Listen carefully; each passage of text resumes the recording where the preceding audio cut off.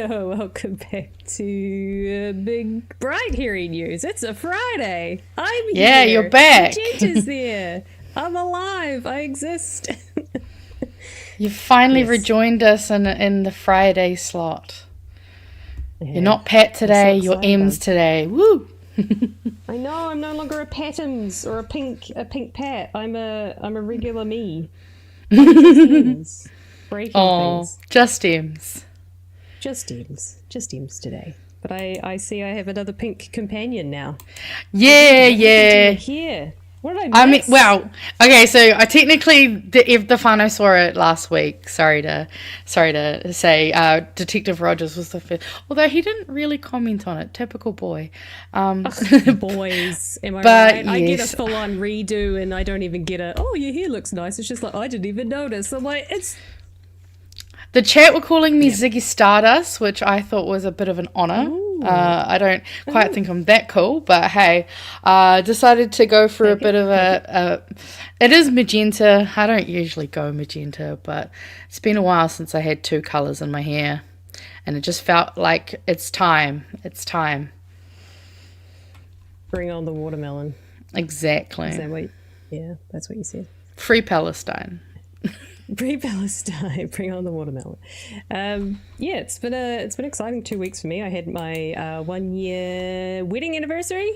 Oh shit, we're already at a year for a wedding anniversary? Damn. That flew. Yeah, it did. Quite crazy. I did figure skating comp. How'd it go? I got it went good. I got a silver medal. But that was 2 out of 2, to be fair. But hey, that's what happens when you're in the adult grades. You get away with getting medals for everything. I can show you these damn millennials. They want an award for everything, don't they? I know. But no, that's awesome. I would break my ankles, so I'm impressed that you're able to just do that in general. I was going to show you guys some photos, but I actually can't find them. I don't know what I did with them. Oh no! So no photos for you. I know what they are. They're on my hard drive. All I can tell you is that I look incredibly bored. Because I've never had professional. I've had videos. My husband just like videoing me, but I've never had like professional photos taken because I'm like, well, what's the point? I fall over every 2 seconds. But I actually got some taken because my mum couldn't make it this time. She was over in Aussie, and it was quite late in the day, so I couldn't see anything because I'd been wearing my glasses all day, and so I realized that I was just very like glazed over because I couldn't see. Yeah, right. Which was a new experience. And then also I was trying not to freak out, and so I'm not really smiling, and so I just look like I'm doing a spiral. Mm-hmm. And then I'm doing a jump. I'll show you. I'll find them and show you guys. Yeah, you'll have to give us a presentation once you get that hard drive. Presentation. Yep. Also, apparently you're a bit quiet compared to me, so I don't know if you needed to. I already turned myself up. I can turn myself down. That might just be easier. I already turned you down. Oh, fucking hell! But I'm glad you got all your files. Thank you. Perpetual issue. That's right. It's good. It's good. It saves me from trying to fix it up later, so it's fine. We've got an exciting episode tonight. I saw a few people saying this is going to be the best episode ever. I don't know why, but hey, I'll take it. I did see some hype for our guest in the chat before the show, so I mean, maybe that's for our guest. Yeah, could be. So we've got Rata Jamieson joining us in a second. We're also going to be talking about, I don't think the boys did an update, but the Ombudsman report on the missing paper. Yes. Was completed. I don't think to be honest, I kind of went dark on the old politics because I had some time to just breathe. Valid, dude. I mean, you'd been doing a lot of shows. You needed a break. I did need a break. That was the 1st of July that came out, but then there's also today the Z Energy boss also came out and had a chat about it too. So a few updates that we should probably talk about. And then the move on orders, the move on bill. Retail NZ, the CEO, has spoken out in the hearings, the oral submission hearings, basically calling them out as like, yeah, like this is not what we asked for, which is kind of like, that ain't good. Love that. Yeah. Get them. And there's a little bit of scandal here, as we always like to have a look at. So we'll do that. But otherwise, just another chill Friday night. Send you into the weekend. We vibing on a Friday. Good feels. I'm sure there was something else I was going to show you guys. It'll probably come up halfway through when I remember to do it. There was definitely something that's going to annoy me. But anyways, we'll get into it. But actually no. Before we do, we should probably say our P's and Q's. Say our P's and Q's. I wouldn't. It's not really say. Yeah, no, that's wrong beginning. No. But we should say thank yous to our patrons over at patreon.com/BigHairyNews. If you'd like to join us, be part of us, head on over there and you can get some lovely updates, behind the scenes stuff. Ooh. Secret stuff, and monthly meetups and a bunch of other goodies. So if you'd like to be part of us long term, we appreciate you jumping on board. If you would like to support us in other ways, you can go to our shop over at bhn.nz/shop and get yourself a bright orange hoodie to wear at the debates. Yeah, I agree.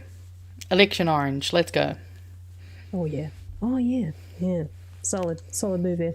And I believe any of the Ditch the Pricks related merch is also discounted because it's kind of like a one-time thing, you know?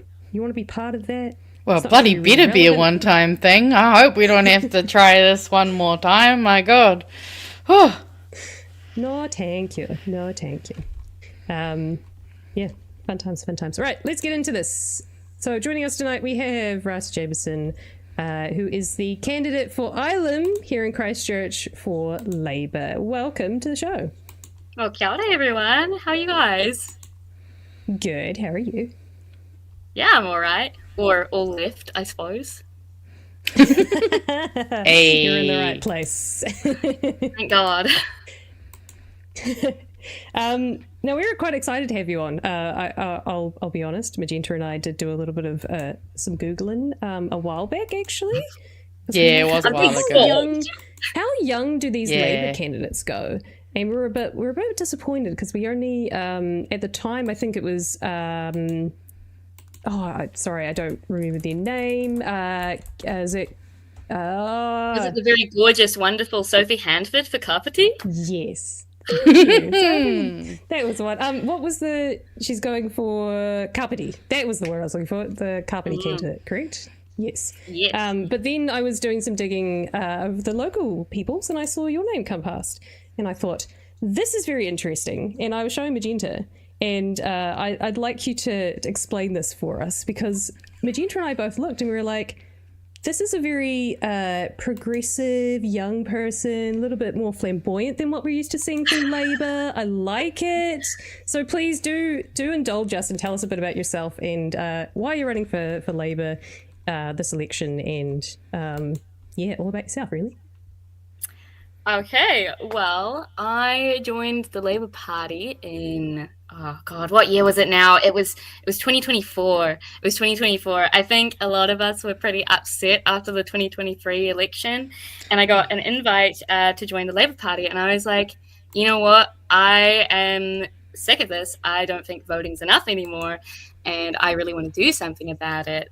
So when I got an invite to join the Labour Party, I did. And honestly, I just kind of fell in love with the people in the Labour Party. I think the Labour Party is such a beautiful, broad church of a lot of different people from a lot of different backgrounds. There's a lot of people that are in the Labour Party that you'd be surprised are in the Labour Party, which I think is such a wonderful thing about our movement. So, yeah, but in terms of like me, I was born on the west coast of the South Island. I was born in Bulla Maternity Ward, Big Ups, Westport. And then I grew up in a little town called Karamea, which has 600 people in it. And then I moved to Gisborne when I was 9 because my dad got the job being world famous in Gisborne. He was the Herald of the Giraffe for a couple of years. So That's my a cool dad job. was a local celebrity. It was really hard to, live up to my father's name.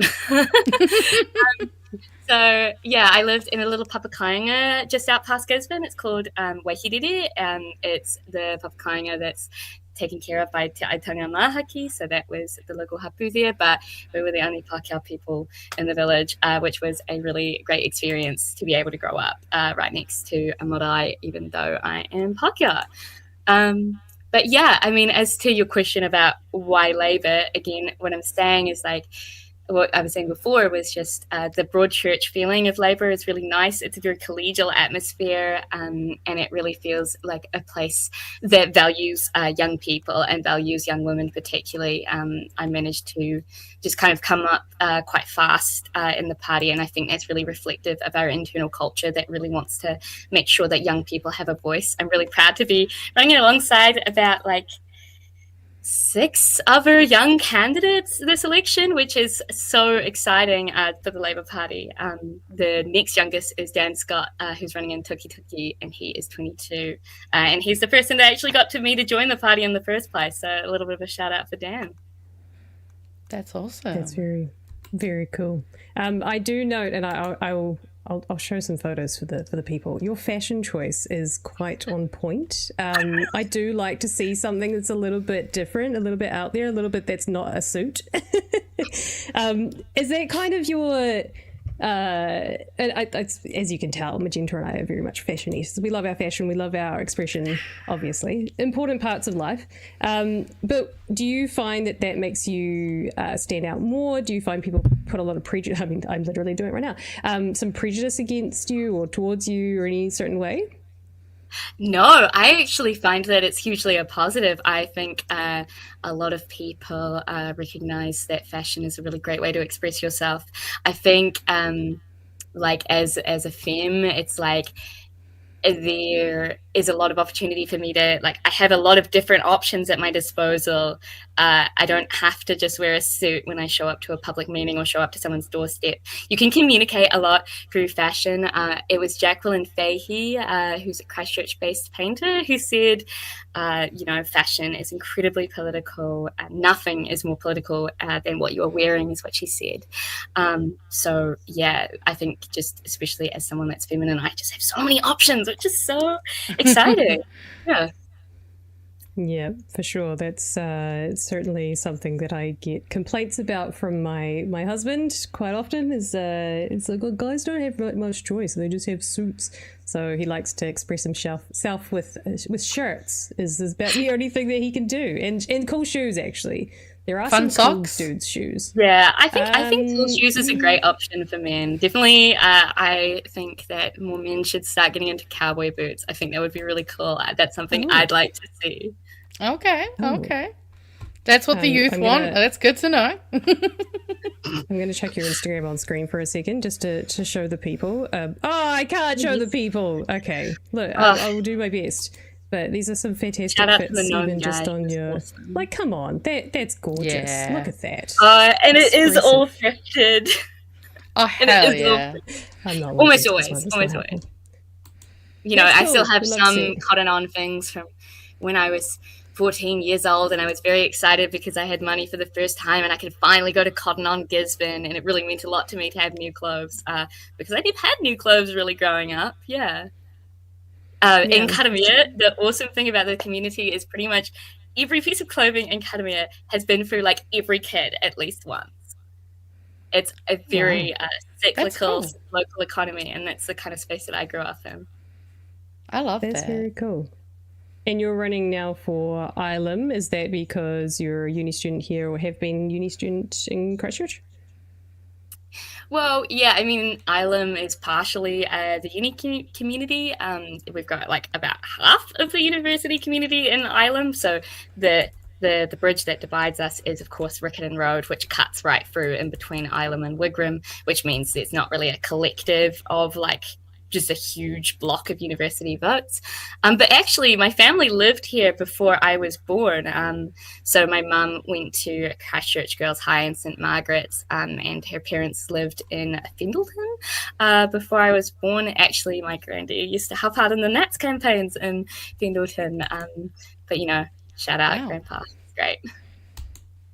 So yeah, that's kind of running here. It's like, yeah, I got the connections like from the family, but then also I live here right now, which is it's a very fun electorate to live in. The nightlife is really great. Yes, no, that's Uni Street. It's not quite the Dunedin uni vibe, but it's certainly got its own kind of uni vibe, and yeah.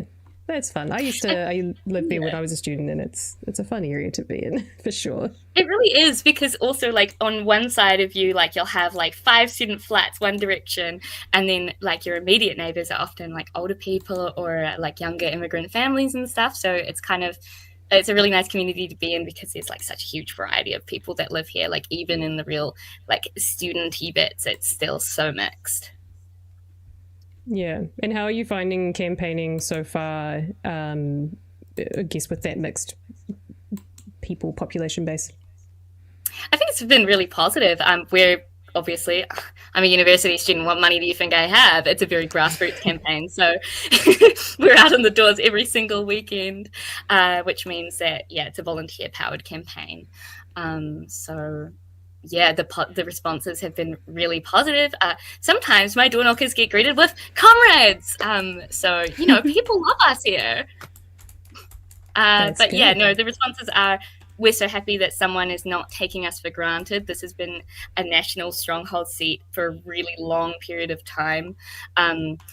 So I think a lot of people are excited by the idea that it doesn't have to be a national seat forever, and that people like that live here shouldn't be taken for granted as safe national votes. I think that's something that I think the local community is really keen on, actually being able to have a choice in who represents them. Yeah. I know it's a Jerry Brownlee seat for a long time. I know Raf Manji, who was the top leader when it was top, was also running in that seat. I don't know if that's the seat that he got, but yeah, there was a bit of a turnaround after a little while. But yes, very much a national stronghold for quite some time. So I'd like to see it flip, considering it's the uni town. It's kind of a little bit of uni in there. It'll be fun. Yeah, no, I like it. Magenta, and it's been done before. It has. Magenta, any questions that you wanted to ask that weren't so hyper local? I mean, honestly, I was mostly just trying to look up who your candidates are, because that's always interesting. Yeah. I see you're going up against Mike Davidson from the Greens. Really lovely guy.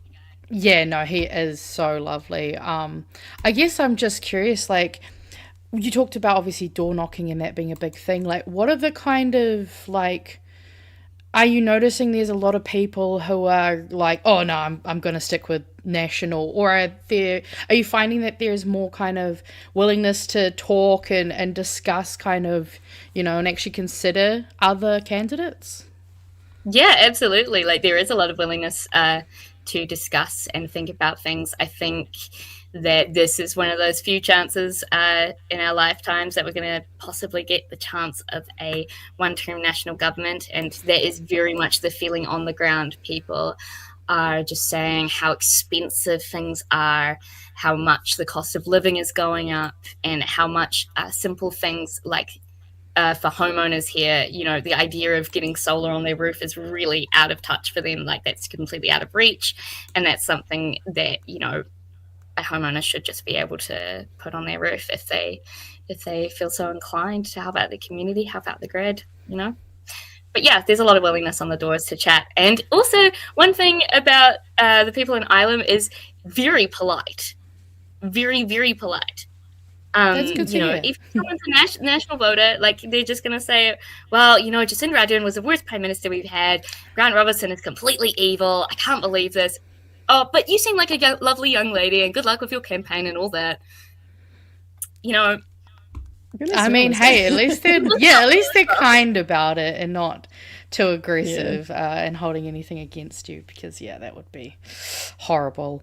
And I guess just talking about what kind of the people in Ilam are kind of wanting, like what so far out of the policies that Labour has kind of announced so far do you think is kind of the ones that you're kind of mentioning to people to really kind of try to engage voters? Well, yeah. So the public transport fare cap is something that people here are quite excited about. It brings it down from, in Christchurch, we have a fare cap already, which is $30 a week, but bringing that down to $20 a week makes it really accessible for a lot of those students in halls. They actually bus to their work. And then there's a lot of commuters out in places like Bishopdale and Brindwer and further afield than that, that take the bus every day. So, a little saving like $10, that is another 10 cans of budget brand tomatoes. That is a great saving. But the other one is definitely our new solar policy. A lot of people are really excited by the idea that they actually might be able to get solar on their houses, or even chip in with their neighbors and get a community battery grant. A lot of people are quite excited about that prospect. It's a very people are very neighbourly in Ilam. I don't know, I think a lot of places in Christchurch are like that, but particularly in Ilam, people are very keen on, getting together with their neighbours and being able to do things. I've always found that living here. So yeah, people are quite keen on the solar policy. I love that. Yeah. Sounds like a lovely community. Yeah. Yeah, it's I actually I had a quick look because I wanted to see what the breakdown was of. I didn't realise this. Jerry Brownlee held that seat for a really long time. 20 years, in fact. 1996, 99, 2002, 2005, 2008, 2011, 2014, 2017, and then a Labour candidate in 2020 for one term, and then it was Hamish Campbell, who we've talked about a little bit, if you guys remember. This guy, that guy. So, yeah, that's going to be an interesting one to go up against, but I think you're right. The tides are changing. It's not impossible. You see Sarah Pallett had it in 2020, so it's not an impossibility, and it definitely can happen. So I guess the trickiest thing, and something we've talked about quite a lot because of the changes to voting, is getting people who move houses a lot, which is often students, especially flatting students, especially around that time of year when everyone's kind of, getting past their exams by that point. Some people start to move out of the halls around that point, change their addresses. Are you finding that message of make sure you're enrolled to vote, make sure you update your address? Are you getting that message across successfully? People know about these things, especially students? Yeah, I think I'm finding that a lot of people haven't actually heard that. Outside of our hyper political circles, a lot of people don't realize, they're not thinking about oh, I'm going to move flats in November. What do I do about that? There's not a lot of Q&As even from the Electoral Commission themselves about for example, what happens if you actually have forgotten to update your address on election day, and then you tell them what's going to happen if you go up to them and tell them and say, oh my God, I actually don't live at this place that I'm enrolled at anymore. What can I do about that? Is the Electoral Commission going to turn them away? We haven't really had any comms around what's actually going to happen at the ballot box, and that's something I'm quite worried about for students here.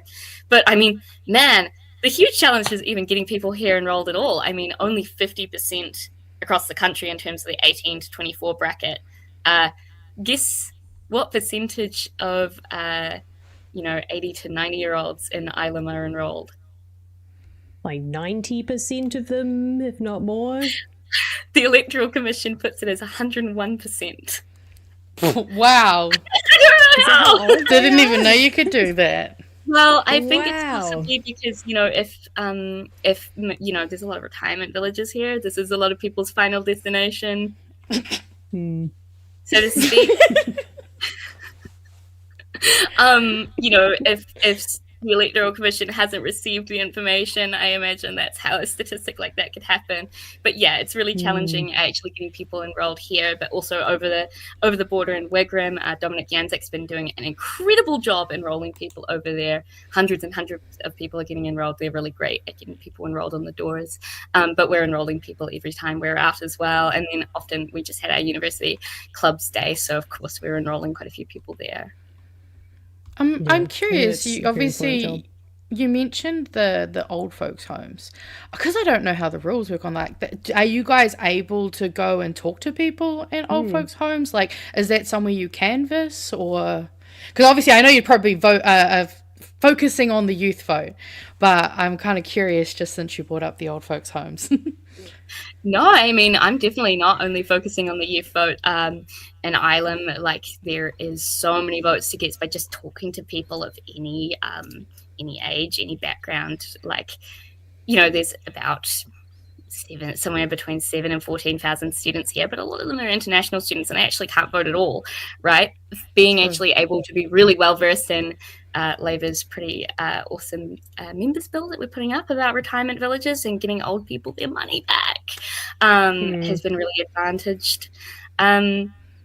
But yeah, getting into retirement homes is an interesting one. I have been invited by some retirement homes to come in and talk to people. Usually when it comes to like the more corporate ones, so the Somersets and the Boopers of the world, they would rather have both candidates in at the same time to do a more formalized talk. So sometimes that's a little bit harder to arrange. But, there's a lot of willingness from like the facilitators at retirement homes to actually be able to bring politics to their residents, because their residents may not necessarily be able to actually go to the politics, and I think that's really cool. Last election there were also like the Electoral Commission like goes around the retirement homes, which I think is really cool. I think that's something. Yeah, totally. It's really good, and they help enable the staff to be able to help people to vote as well and enroll and update their details and that kind of thing. Yeah. No, that's great to hear. Communities, so of course you would want to be in there and helping out and making sure everyone's enrolled, because there might be a cap at the bottom, but there sure as hell ain't one at the top. That's so true. I'm going to be voting when I'm 101 years old, that's for sure. Everyone should. Look, if Winston can still be an MP at the ripe old age of 80, 79, 80 something, I don't know. He's too old to be there. He's a dinosaur. He's had a career longer than Simeon Brown. That was my favorite thumbnail to make, which was the lifespan of his career and then the lifespan of Simeon, and it didn't read it. It was short. That is crazy. And then, like, for context, I'm born in 2004. Ooh. That hurt. Sorry. Felt that one. So what you're saying is if you follow the Winston route, you've got like another 60 years to go? Yeah. Yeah, I mean, that would be incredible staying power. That would be. We'll see how we go on that one. Yes. I mean, I don't think anyone really wants to stay in that long unless you're, I guess, Judith Collins or Winston Peters. I don't know. It's really interesting. Like MPs, like terms have just become so much shorter over the past, 150 something years that we've had like a MP voting system. People's terms have gotten shorter and shorter over time. I don't know if that's something like digital economy of it all. Everything's shorter attention spans, shorter terms. Who knows? Or more stress makes you want to quit the job faster.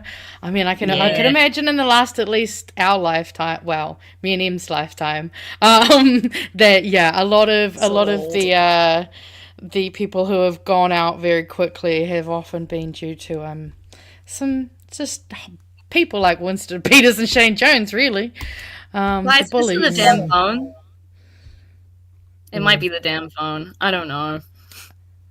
Oh. Speaking of shorter terms and I guess stresses, if you do get elected, are you worried about the pressure that often female candidates or female MPs face more than their male counterparts, or especially young people versus the old dinosaurs in the room? I mean, the reality is, like, I was planning to go into the film industry anyway. I was going to have some kind of something going on. I mean, it can't be that, like, it is that bad, but compared to having pay equity stripped away, I don't think it can be that bad. Well, and I guess on that kind of vein, how like do you find that Labour, how are very like offering support and kind of wrap around things to, obviously, we see TPM, they're very protective of hana. So like, do you feel that like Labour are kind of really got your back and going to help protect you from at least some of the storm where they can? Yeah, I think one of those things, again, I highlighted initially, the community of Labour, and it's not just the campaign infrastructure, it's the other candidates. They've been so welcoming, so kind to me. And then, of course, our local party who decided that I was the right candidate for them in the first place. Everything in Labour is built around helping women succeed, and I think that's really amazing. I mean, you'll notice that we have the 50% or more rule. We make sure that always there is going to be 50% or more women in Parliament, just based on the list process. Yeah. That's good to hear. Yes, very good to hear. I did want to highlight this comment because I thought this might be nice for you. Hi, Rata, just donated to your campaign. All the best. Love that younger people, especially female, are getting involved. Thank you so much, because God knows I need donations, because I can't remember the exact figure how much Hamish Campbell got donated last election, but it was like a lot. So every little bit counts. And hey, I mean, that's about those campaigns on the left. We are built on the donations of working people that decide to give us $20. The average Labour donation is, I think it's $46.50 or something like that. That's like every single donation ironed out like that, right? There's a lot of donations that go to the Labour Party, and there's small ones like yours. Thank you, Graham. That was really appreciated. Very cool. I'm glad that we could put your spotlight on you and help you out. Is there anything that you wanted to make sure that you shared with the audience, with Ilam voters, with Christchurch-based voters? Anything exciting happening up in the campaign trail ahead? There's always exciting things happening on the campaign trail. I really just think that there has never been a more urgent election. I mean, obviously, I'm studying at the same time. I'm making a film about the 1993 election, and through that process, I've been talking a lot to other people and talking to them about, hey, is this actually like the worst it's ever been? And a lot of older people are really agreeing. They're like, man, this is definitely one of the worst governments we've literally ever seen. It's not just, it really feels like a historical blip in terms of like, how bad can it be? So I think this election, people that watch BHN, voting's not enough anymore, guys. We've got to get involved. We've got to get out there. We've got to go door knocking. It's actually really fun. And yeah, that's the thing that I'd really like to share. Also, I've got a couple fundraisers coming up. We've got a drag brunch incoming, which will be really fun. I wish I could go to that. Yeah, it'll be really fun. It's been hosted by some of Christchurch's best kings and queens, Tony Chestnut and Carolina Nebula. So I'm super excited for that. But yeah, that's pretty much all I really wanted to share. Ultimate urgency this election. This government's been putting us into urgency so much, we got to bring it straight back home to them with how urgently we're going to be campaigning. So there we go. Absolutely. I must ask before you go, your hairpin. Oh yes, so we will be selling merch soon. Oh, is that one of your own? You wouldn't believe it. I have one very similar, but it is like 20 years old. The good volunteers of Ilam have been working hard putting these together. So these red button clips will go on sale soon, hopefully for a pretty affordable price for people. Yes. They're cute as a button hair clips. So yeah, also shout out to the thrifts in Nelson where this button necklace was found, and it's got matching button earrings that my friend made. How good. I love that. I might have to get Ems to pick me up one of those hair clips. They're pretty cute. It would match my hair at the moment. It would be perfect. You know what I'm saying? So good on your watermelon sugar high hair. Right, exactly. You get it. Very cool. And are you getting away with wearing pink as red as well? As red, like, just slip in a little bit of pink there. Does that count? It's been a great election for wearing colour.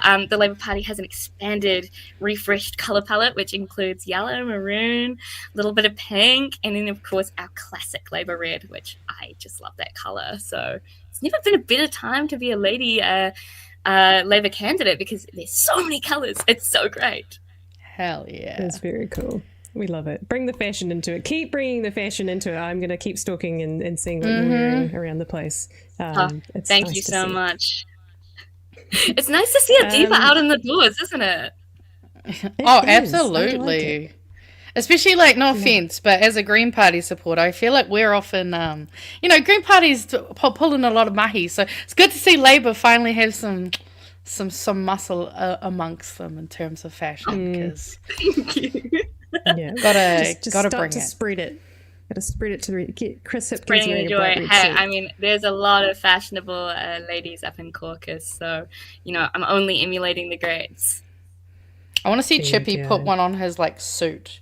You could pin one of those button pins on there. There's a great picture out there of Chippy wearing a sequin blazer. So even our illustrious leader has his amazing fashion moments too. So there you go.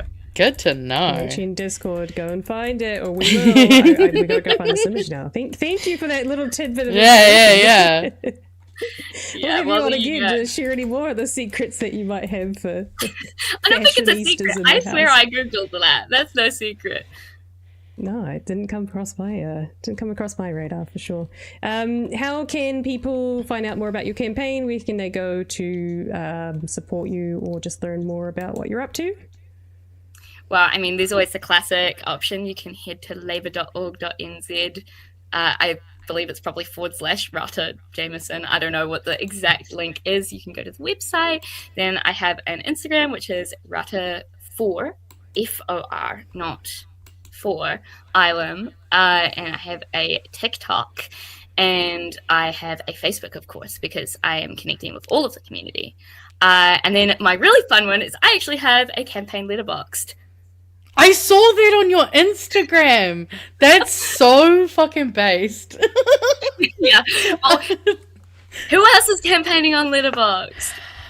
You know what? That's a really fair question. I feel like you must be the trailblazer in that area, because I do not think, to be honest, I don't think a lot of the older candidates would even know what Letterboxd is. Well, I can tell you that Sam Collins, the candidate for North Shore, does know what Letterboxd is, so that's really great. I don't know if he has one, but crazy. But yeah, having a Letterboxd is really fun. The Pride and Prejudice review is definitely my favorite. We'll have to go check it out, right? You guys can go stalk me properly. Yeah, gotta do our job properly. Yeah. Life is good. Well, thank you for bringing some colour, some youth to the Labour Party. We'd love to see it. I want to see more of it. And good luck on the campaign trail. I'm sure all of us are rooting for a young candidate, no matter where we sit on the spectrum. It's fantastic to see. Absolutely. Yeah. It's always fun being the 21-year-old in the room. Well, show them not to underestimate you just because you're young. I'm sure you will. Absolutely. Yeah. Roger that. We might have you again before the election, but if we don't see you, good luck. And yes. Well, thank you very much. Hopefully I do come on and see the wonderful dyed-haired baddies of BHN, or some of the other baddies at BHN. There are many baddies at BHN. Appreciate you. All right. Thank you very much, and we'll see you again soon. Mate wa.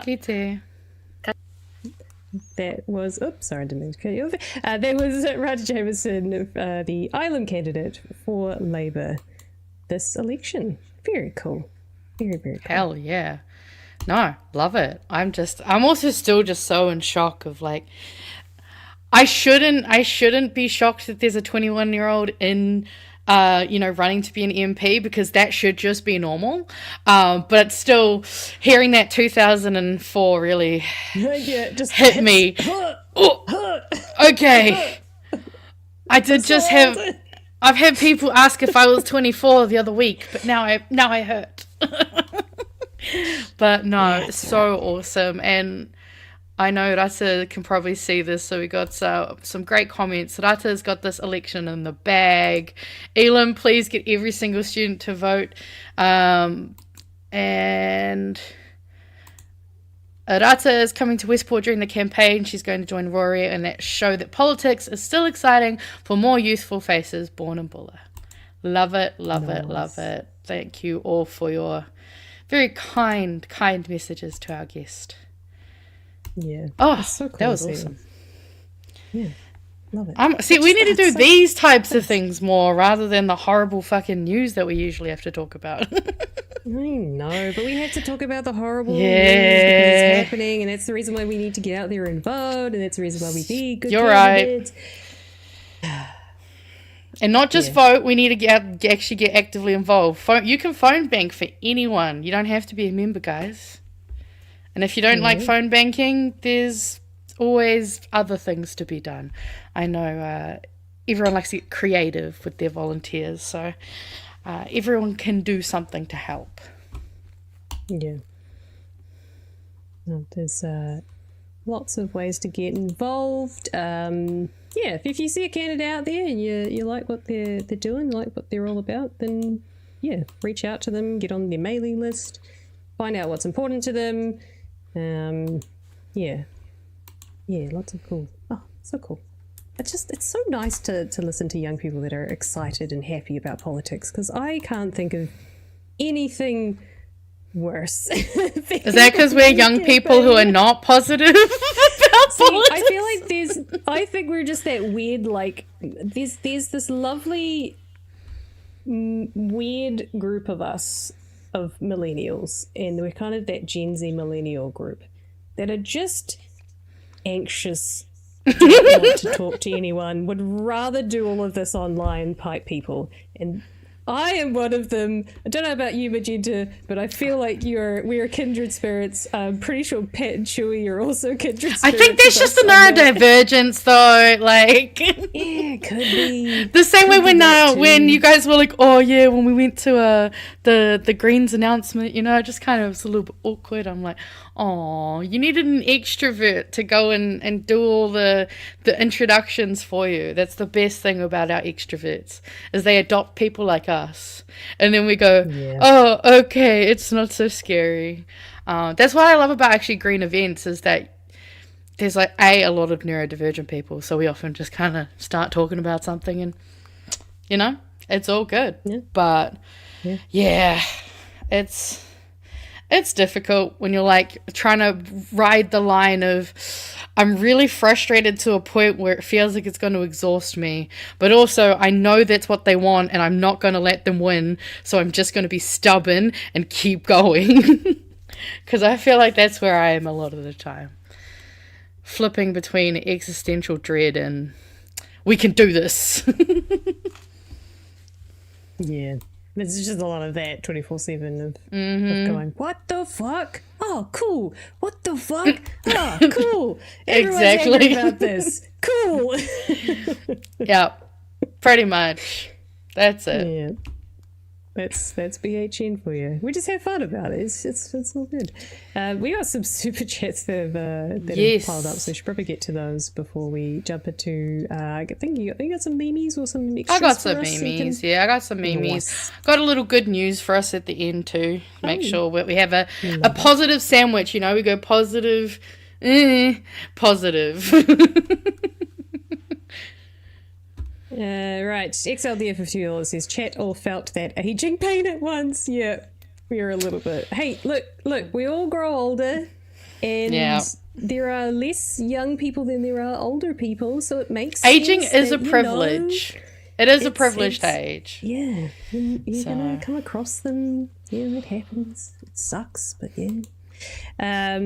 Eric Raider, thank you for your $20. Appreciate it. Question for Rata.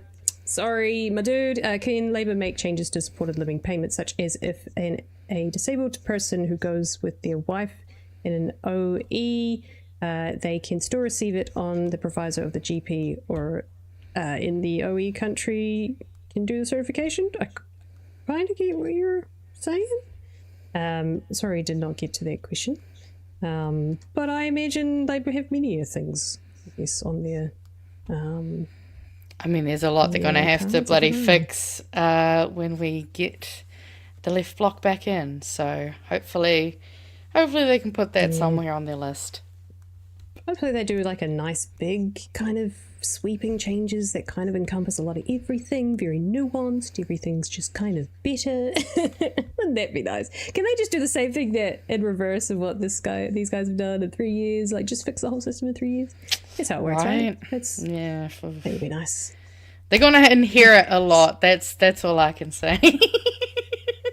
Not a lot of good, unfortunately. No. Joe, for $5, thank you for super chat. Sorry we did not get to a question. As a young person, why not go green? It is, yes, I think she kind of explained that, generally speaking. It kind of just seemed to be the right place, right time, kind of gelled with them, and she's getting the support that she needs, and it felt like the community she wanted to be part of, so makes sense. Yeah. Makes sense to me. Not to speak on her behalf, but that's the vibe that I got. Adam McKnight, thank you for $2. Says 113 days until we vote. We're getting close to that 100, man. Let's vomit out the side of anxiety. Yeah. The shows are just going to get worse. The closer we get, it's just going to be me being M's existential dread. It's just, we should actually have like an existential dread meter that just like starts going up. Yeah. I might be able to get somebody who might be doing something exciting for the debates to whip us up something similar without saying too much. I mean, I would love to have the meter. It would be pretty hilarious, especially because it weirdly makes me feel less panicked about the situation. It's like, actually, no. You know what? I can support you, and I cannot be worried. Rightio. Do you want to feed? Yeah. News meme. Do whatever you want. You know what?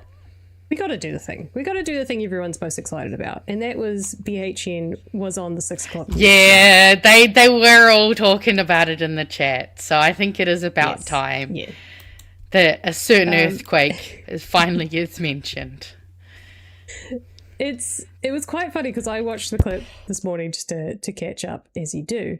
And I was like, oh, that was fantastic timing. Got to capture that on camera. Right. That was cool to see. Love seeing all the reports, yada, yada, yada.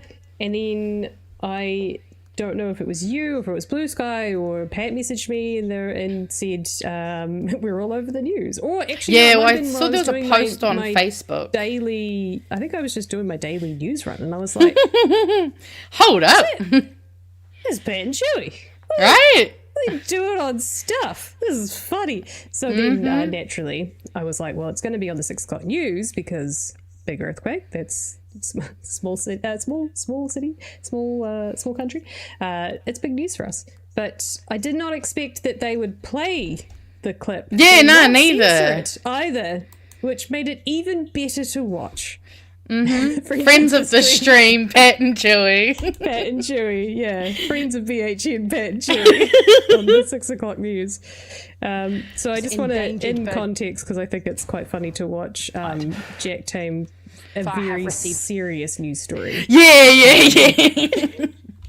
And then the boys coming up. So we'll play a little bit of, I guess, also the earthquake news if you haven't caught it. There was a big earthquake last night in, I believe it was Tiano officially, might have been the main centre of it. That was the spot. I was watching it all live. We were all on GeoNet at the same time.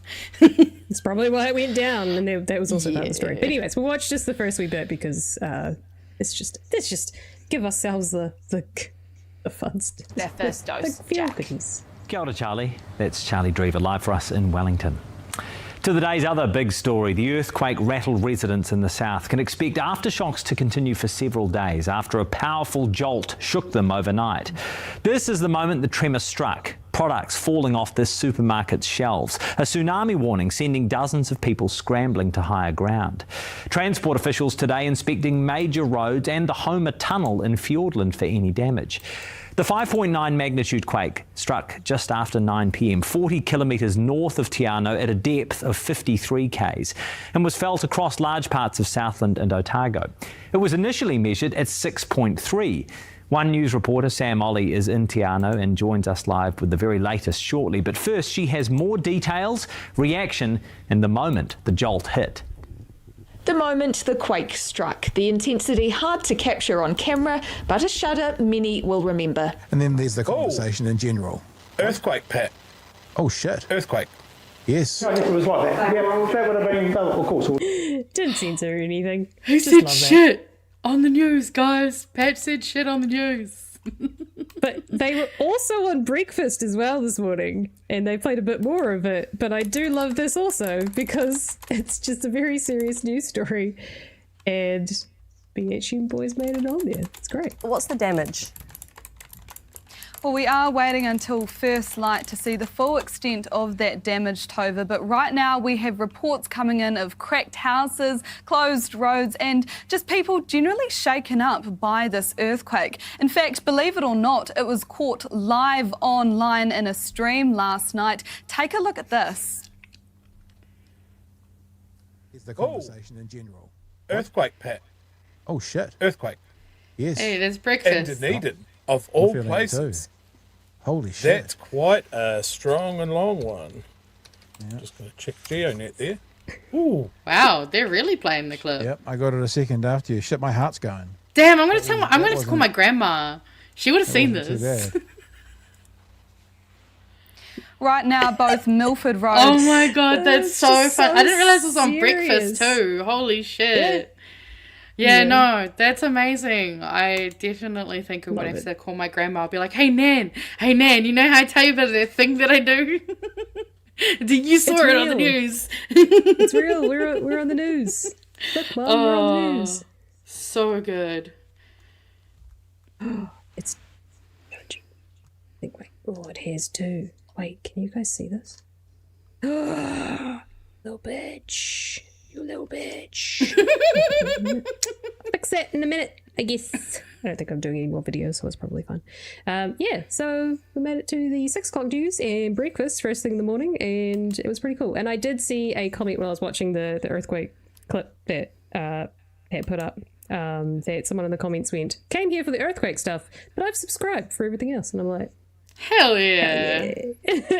so I wonder You'll love to see I it. need to go have a look at the analytics of that clip specifically and see if it's just like shoom, of the subscriber numbers, but fun. That is Fun so times. funny. I love it. I just never thought I'd see blatant screen cap of the boys on the 6 Yeah. Well, and the best irony is that Pat had been talking about how Duncan Garner had been featured, I think, was it on one of the news stations, but they didn't credit the actual podcast. They just said on a podcast rather than actually saying on the Duncan Garner podcast. So there's the irony of them then using the boys on the thing. I think they did credit them in name, obviously, in the articles, but I noticed they didn't say Big Hairy News. They just said podcast. Or on a was it? stream. Oh, stream. That was online. even worse. Yeah. It's a podcast. Thank you very much. But hey, I mean, the BHN logo was on there, so that's free advertising for us. So I ain't mad. Well, we can't ask for everything, but still pretty cool. Still pretty cool to see, but also hilarious to just see Pat and Chewie as the thumbnail for a bunch of videos on the website. Chewie's like way too overblown image in a thumbnail, making it look a little blurry, which just kind of cracked me up extra as well. I think also when I went on to stuff, he was in between Winston Peters and the bird flu story, and it just felt so fitting. Mostly it was also in the stuff article, but I can't see it in the video, so I do have mustn't have been there. the 3 News actually that was the other clip I had is they did feature in the like beginning of the 3 News, but they didn't actually use the clip. No, it wasn't actually in the clip. In the actual news story. In the Wairarapa, a strong quake rattles the South Island and raises... It was just, that little flash. It's not that the was actual thing. No. That's So it what- was just I in the wonder if beginning. Yeah, I wonder if somebody slipped it in there as like, we don't want to put this on the 6 o'clock news, but we got to slip it in But we'll somewhere. put it in there We'll put it for somehow. like half a second in the beginning of the news. It's funny. Absolutely. So All right. Well, that was our exciting BHE news for all of y'all. It's been a fun one. Bye. Right, that's it. There's no more news That's left. we just wanted Nothing to cover else the good happened stuff. in New Zealand. Nah, pretty much not. Did you have some memes though for us? I do have some memes for us. Also, I've moved my microphone away, but I put it in my way. So hold on, just 1 second while I move that over there. Apparently, I'm still too fucking loud. So I moved the microphone away, and if I'm still too loud, I don't know what to tell you, mate. I'm just a loud cunt. Another reminder that Te Rōpū Painami are having their fundraiser next Saturday, which is going to be awesome. So if you want to head along to that, do it. Gary had a great idea in the chat, and I had to include this. He said, since National aren't going to be there, get some cardboard cutouts and use recorded news media sound bites of their own quotes to answer for them. And I honestly, if Pat would let me, I would do that in a heartbeat. But, we got to be nice. Can we just have whoever's next in the chair just pick up the sign and press the button? And be like, and then just put it down. Maybe we can get Chewy a little soundboard for his critique corner or whatever glass hole Pat's putting him in. What? Glass hole? I don't know that. Well, he just said he's being encased in glass. It's because he's obviously being put away on a commentary table. So yeah, keeping him away from them. A soundproof booth. Well, especially for Auckland. Yeah. I mean, I'm imagining anytime David Seymour says something too cooked, you'll probably just hear it, what the fuck? Coming from the crowd. But yes. Oh, great suggestion. I just spoke to Mitch McConnell for 20 minutes and he told me he ate Lindsey Graham. I'm loving all the memes. They're still so good. Simeon, rather saving money rather than people. He even looks so tiny in this picture. This is us. Every mystery we solve brings me closer to the realization that the only monsters in this world are pathetic old men trying to steal as much money as they can. Always has been. Yes, and great art from the Yeehaw boys. As always, we got break class in case of former ACT Party President Tim Jago admitting to further sexual offending. Just what an absolute piece of shit. But I also saw this. This line, I regret things and I am very apologetic. My remorse grows with reflection. Yes, that sounds so remorseful. Me after writing etc., knowing that I couldn't think of anything else. Dear David Seymour, I hope you're cursed with a permanent sneeze that never comes. Yes, we had some more good. Mitch McConnell and Lindsey Graham. So we got the Una reverse, we got the red card, and we've got the chance of Mitch McConnell consuming your soul to extend his life is low, but not zero. And also, this was too adorable not to put in here. There is no limit to the LARP. It's a good kitty. And then, we'll leave it on this one. I'm an unabashed lefty because I think any decent society, any country with a modicum of civility, should and must recognise the right of unions to collectively work in the interests of their members. Sam Neill, who was a proud member of the Equity New Zealand Trade Union since 1979, because he was an absolute mad lad. And we shall save more memes for later, including a one that I made that I'm very proud of. Can't wait to show you guys. It's going to be a good meme. Self-made meme. I basically just flipped this entire thing, but that's fine. Maybe that's because the whole thing is good. So the Move On bill, which has an actual name. Actually, it has said it here. The Summary Offences, quote, brackets, Move On Orders Amendment Bill. would enable police to order rough sleepers to move elsewhere. So this bill is currently going through the select committee oral hearing process. Yeah, the submissions process. Correct. Submissions process. Or select committee hearings. process, probably more accurate. All those things, democracies, yada, yada, yada, all those things. And the Retail NZ Chief Executive, Carolyn Young, was one of those people who made an oral submission. And so Retail NZ, if I'm correct, are essentially the lobbying group for retail across the country. Their job, like most lobbying / unions / et cetera, is to advocate for a specific group of people. It was previously chaired by, was previously in the role was, what is his name? Is it not in this one? Was I reading two different ones? Too much news. There's too much news. Okay, hang on. Hold call it. Because I actually want to fight this. Uno momento. Yada yada. Pet it, pet it. Peta, peta, peta. Well, actually, we got a super chat here from XL Deal for $2. BHN, back, hips, and neck pain. I love that. I'm going to make sure I clip that for later because that's a good one. We had another one from Tanya for $2. My neck, my back, the fuck was that crack? I love that. So good. Also, I really enjoyed this one. Jen Control Alt said, I see what you did there, Middle-earth Marxist.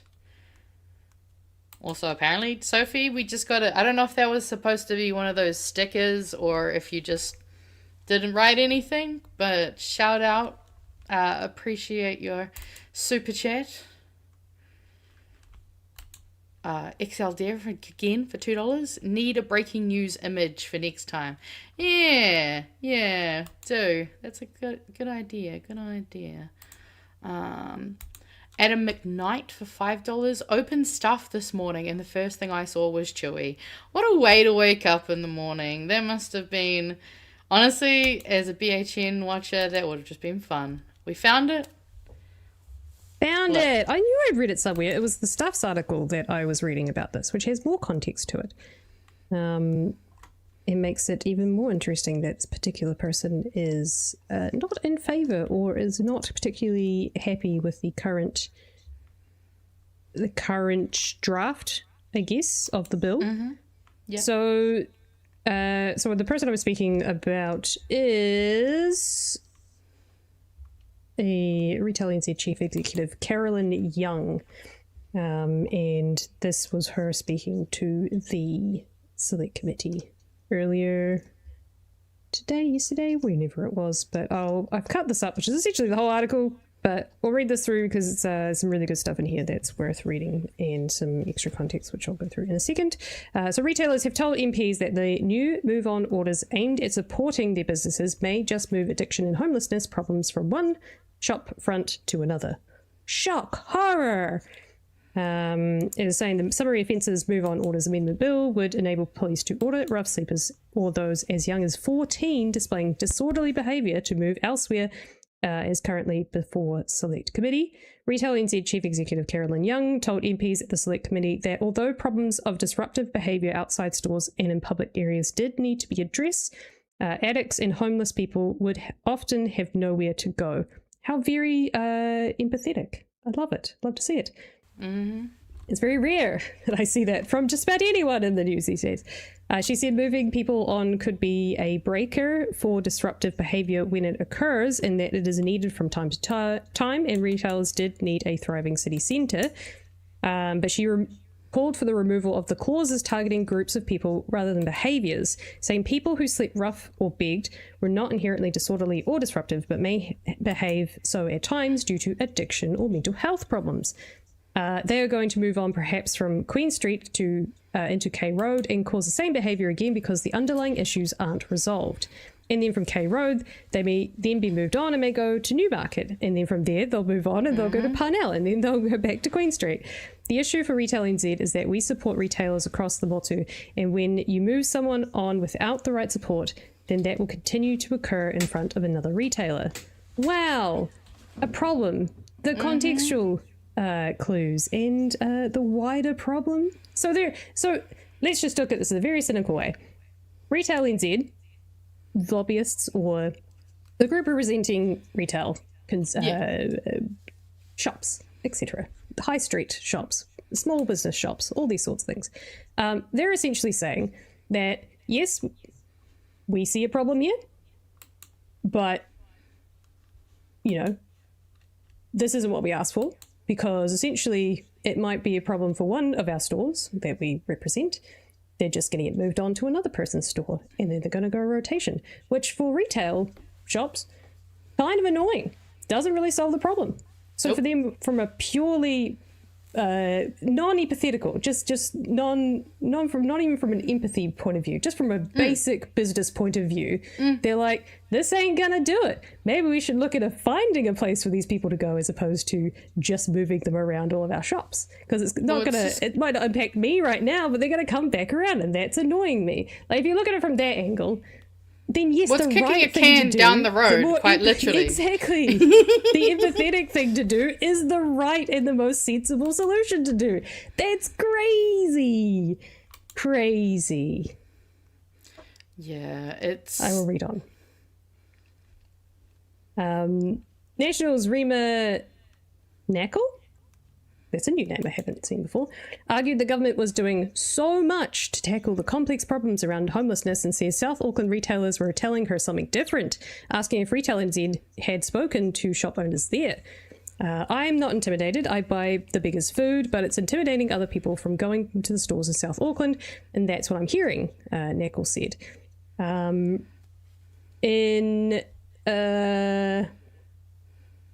Carolyn? He goes on to say she did see the benefit of move on orders being used for disruptive behaviour. If there is somebody that is having a mental health issue and is hugely disruptive in front of a store, if there is a fight going on, or there's any of those sorts of behaviours that are happening, it gives the ability for a break to happen and for that behaviour to be ceased. She pointed to the Wellington suburb of Newtown, which had many support services that attracted a lot of people who need those services, and said if they were behaving disruptively, they could be moved elsewhere, and that could break be useful in stopping the behaviour temporarily. However, the same people would likely come back the next day, because that is where the support services are. Having a break point where there is a really difficult behaviour happening in front of a store is really useful, but what is the long-term solution so that you're not just calling the police back every day? Well, it's funny that she mentions Newtown, because you want to know what so I went to Newtown the other week because my best friend lives out there. And so it's interesting she points to that, because a lot of the problem in Newtown isn't that there's support services there. It's that they've been kicked out of town. So Newtown is kind of their new hub. Quite a few of the homeless people that I would regularly see in town now, for the most part, live on the streets of Newtown. And what's really just kind of disgusting and gross is that, they would often sit in front of the New World. That was the norm. Whatever. It is what it is. Now, they've gone and painted a black line that extends maybe a few feet out from the wall, and has stated that this is the property line of the shops. So now they can't, the homeless people can't even just sit up against a wall. They have to be exposed to more of the weather and elements, and it's just it's pretty gross. And we do have a support service close to Newtown that is great and does have, I think we put it on the show a while back, Whakamaru by the Wellington Mission, I believe, which is, great place to support. But ultimately we need more of those spaces. We need more wraparound support, community-based kind of programs that are actually sufficiently funded. because it's horrible seeing, like, it's already terrible enough that it is so cold right now. And there are so many people who are just living in that. And some of them aren't even, don't even have, like, say, a car to live inside, which is still fucked up and horrible. But, like, it's really, really horrible. And I don't know if you are interested, but there was a video that was put out on RNZ of a Christchurch woman who only lasted 2 years before dying on the streets of Christchurch, which was just a heartbreaking story to read, but sadly not an uncommon one either. I mean, we've heard of Tama Pōtaka doing drive-bys of the homeless community that's set up in the red zone in Christchurch as well. Like, just real yucky stuff. And these people just need a home and need help to actually get through these horrible times. This person in particular, Carolyn Young, there's more to the story. It's very interesting, particularly because she was a member of Goldsmith's Ministerial Advisory Group on Retail Crime. If we remember, that got put together.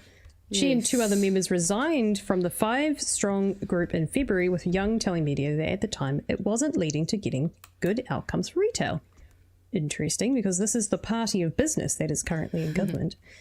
She also said the group had been a very unpleasant environment. This came after RNZ revealed that in late 2025 that Goldsmith had been warned of concerning behaviour from the group's chair, Sunny Kushal. That was what a fucking surprise. No, yeah. Sunny Kushal strikes again. Yeah, sleazy, gross, bad vibes is definitely what I got from him. So that's predatory vibes is definitely, and I mean, because what he does is the way he approaches a business is very predatory. So that's interesting, at the very least. The group, which was established in 2024 as part of the government's push for action on retail crime, ended up disbanding early.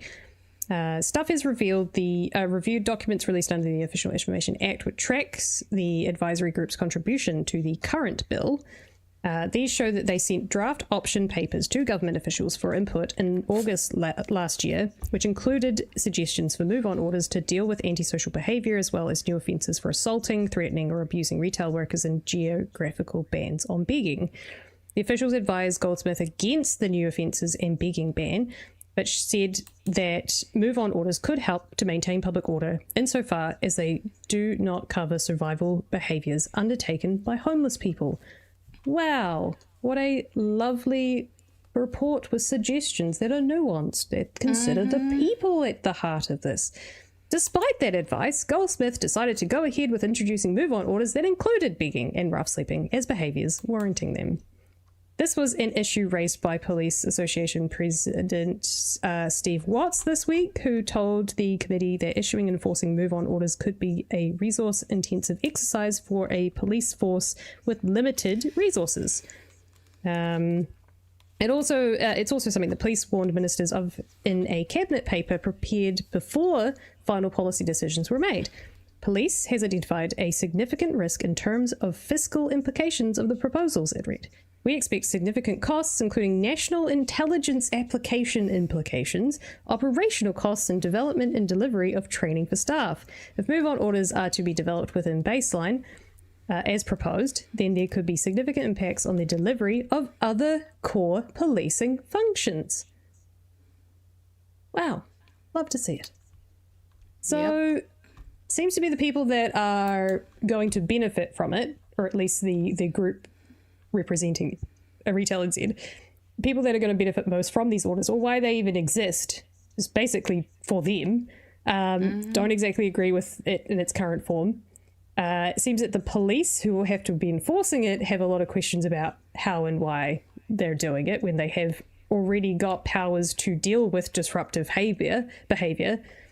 And we've got the minister in charge basically going, that's nice advice, but cool story, bro. Cool story, bro, but I'm going to do what I want to do? And who cares how many homeless people die? Because that is what is actively happening.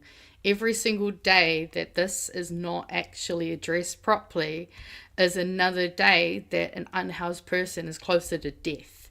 And that sounds, hyperbolic, but that's the reality of it. It is literally life and death.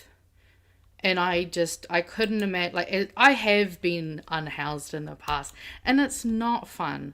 Sometimes there are just circumstances where you don't have anywhere to go. There isn't anyone whose couch you can crash on or who can provide you with the support that you need. So I really wish that they would focus on the people needing help rather than, are they making town look unseemly because, oh no, we've got all these poor people with no house who are making us look bad. It's like, ugh, disgusting behavior.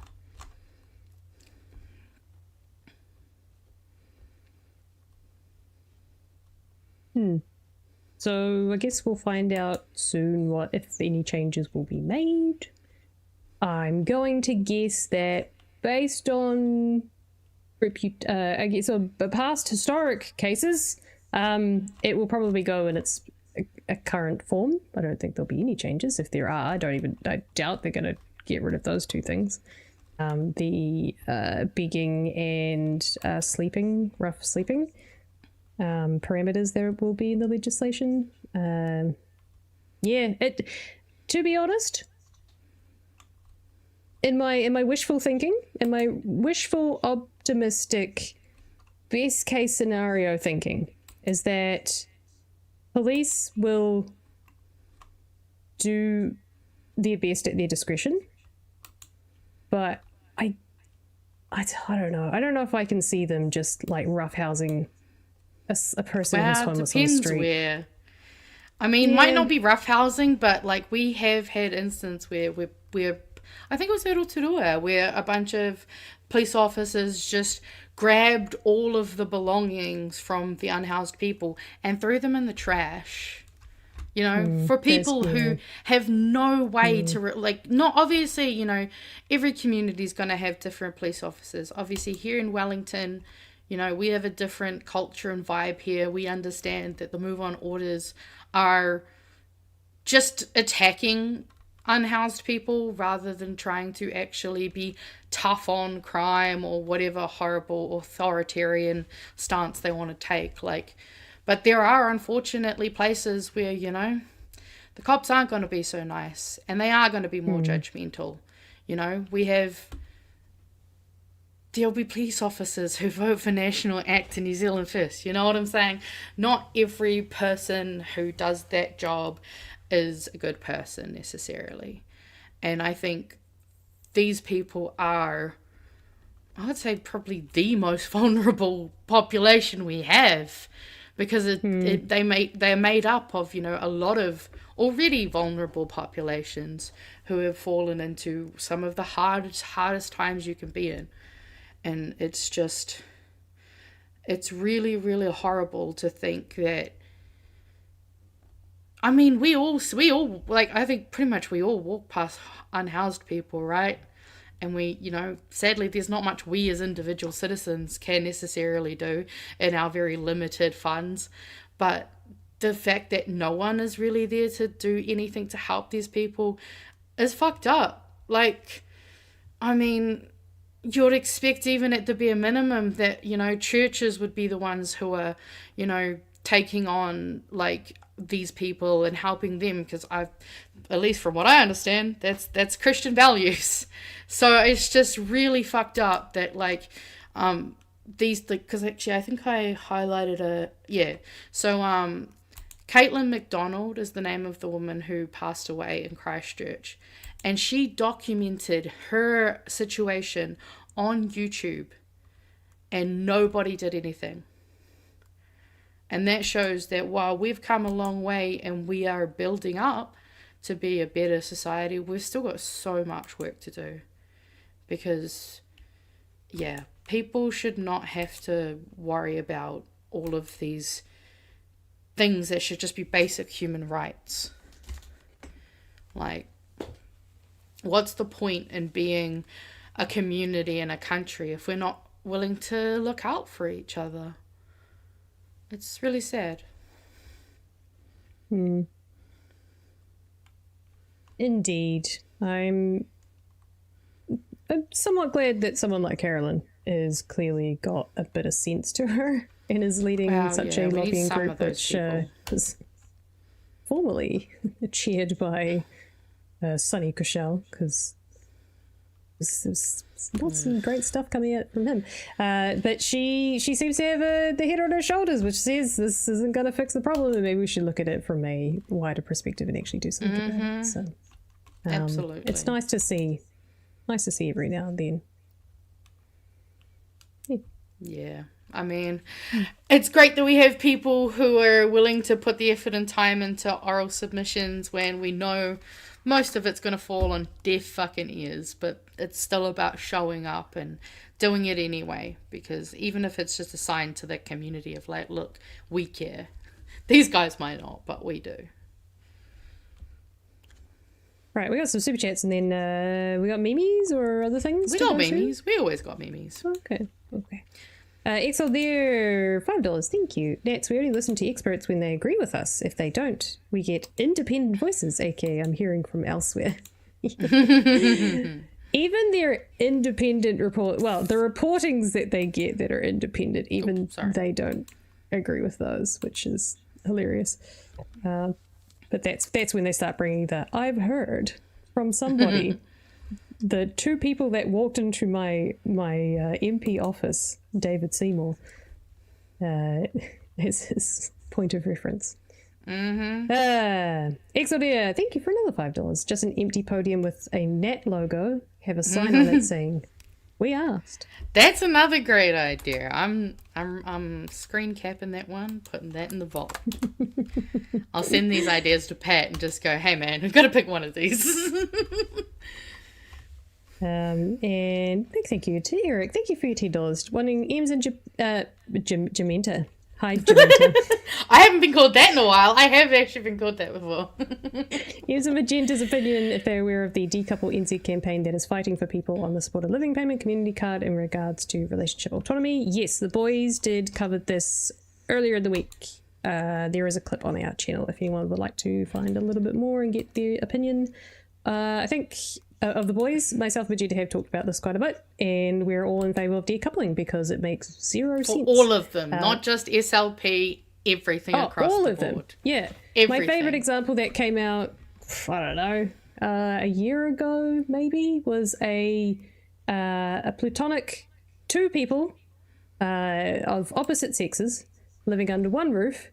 They were retirees, and because they were living under one roof and that was just the two of them because they were sharing somewhere to live. Because who the fuck can afford? Rent. Yeah, exactly. Yes. Two old people that couldn't afford rent on their own and didn't own their own houses. Wynn's got hold of it because they're of opposite sexes living under the same address, decided that they were a couple and cut one of their benefits, even though they were two independent people. So there are a lot of more modern situations like that. Yeah, so they also get individually taxed, which means they get paid as two people, but taxed as individuals. Yeah, that's the even worse part. So exactly. There we go. That's the official statement. Fuck off. I do not understand why beneficiaries even get fucking taxed in the first place. It is the stupidest system I've ever fucking heard. Because it's meritocracy, baby. We're going to give you $400, but actually we're taxing that, so you don't actually take home that $400. And also it's money that the government's giving you, so we're taking back money that we're giving you. So we should, why do you even tax it in the first place? Like, they're obviously on a benefit. They're all going to be on the same tax. Just don't just give them the money that, why are you giving them after tax money? It doesn't make any sense. There is literally no sense to this. And someone's probably going to say, and now it's just come to my head, it's probably for those people who earn like up to the amount, but they're just like, just tax that bit. I don't understand. Yeah, it's a dumb system. It's just set up to shame people and to make them feel like they, can't be on a benefit, even if they really need to. Like, there are so many people who have pushed themselves through disabilities and illnesses because they don't want to be on the benefit, because it's a fucking horrible time. Like, especially now that they make us reapply every 6 months, which is just such a waste of everybody's time. And especially for things like, you know, permanent disabilities. They want you to go to your doctor every 2 years to prove that, like, your leg hasn't grown back. Or your permanent disability hasn't just magically disappeared. It's all horrible, and it's just, the whole fucking system needs to change. Vote Green. Speaking of benefits, again, great. Another example, probably the worst example of this. Just segue to the side note, just because it's fucking awful. So a Lake Alice survivor, which they were paid, they were recognised by the government as victims of torture, essentially, and were given a payout. Some of them opted to receive $150,000 compensation, essentially. And in this case, this particular survivor, Paul Zentfield, he used his money to buy himself a boat. And because he used that money to buy a boat, he then owned an asset, which then made him ineligible for his rent payments. But it was supposed to be that anything that was bought using that $150,000 did not count towards their MSD payments, because it was compensation. There's a whole thing to that, which makes sense. That's the way it should be. However, there was a problem in the system, and MSD revoked his MSD payments. So he essentially had to live in his car because he couldn't afford rent. And he's not sure whether or not this is happening to more people, but yeah. So the top bullet points: Lake Alice torture survivor, which it should be called torture, wrongly denied accommodation supplement due to a boat bought with his compensation money. Decision left Paul Zentfield unable to pay rent, so he had to park his house bus in public car park. He's since won an appeal to overturn the decision, but there are worries others could be affected. So there could be other people in the situation that they don't know about who are also getting fucked over by this. Again, having to go through this whole process again. And he makes the point that there should be a unit within MSD, because there's obviously a decent number of them. There should be a special case manager who manages all of their MSD payment or related. But that's back office. They don't need those back office staff, though. But these guys are in a special case that doesn't fit into the box. I know, it's so fucked up. And this is why you need humans, because you can't just put it through a system that goes, asset, 150k. No, that's not how it works. Everyone's individual. They have different cases. Just because they live under the same fucking roof doesn't mean that they're married or in a de facto. Yeah. Well, to be fair, the actual definitions of a relationship under WINS, I think the last time I read it, if you spend, I think it's more than 3 nights together, it's so it takes it to the point where even if you're just kind of casually dating someone that you're not really, you're not sharing everything, you're not fucking wholly committed to. It's just the fact that they try to make you responsible for the other person is just so, it's disgusting, and I'm pretty sure that would go against human rights, because that does not give you autonomy. Just stop all the bureaucracy and treat everyone as an individual. Fixed. I love this. We don't tax wealth, so why do we determine the worth of assets of people on a benefit? Fucking great point, mate. Because, again, they just want to make us suffer. Because meritocracy tells us that we are scum and we should be thankful that we are allowed to suckle at the teat of the New Zealand taxpayers, even though we pay taxes as well. So we're suckling our own teats. Yeah, it's all kind of messed up.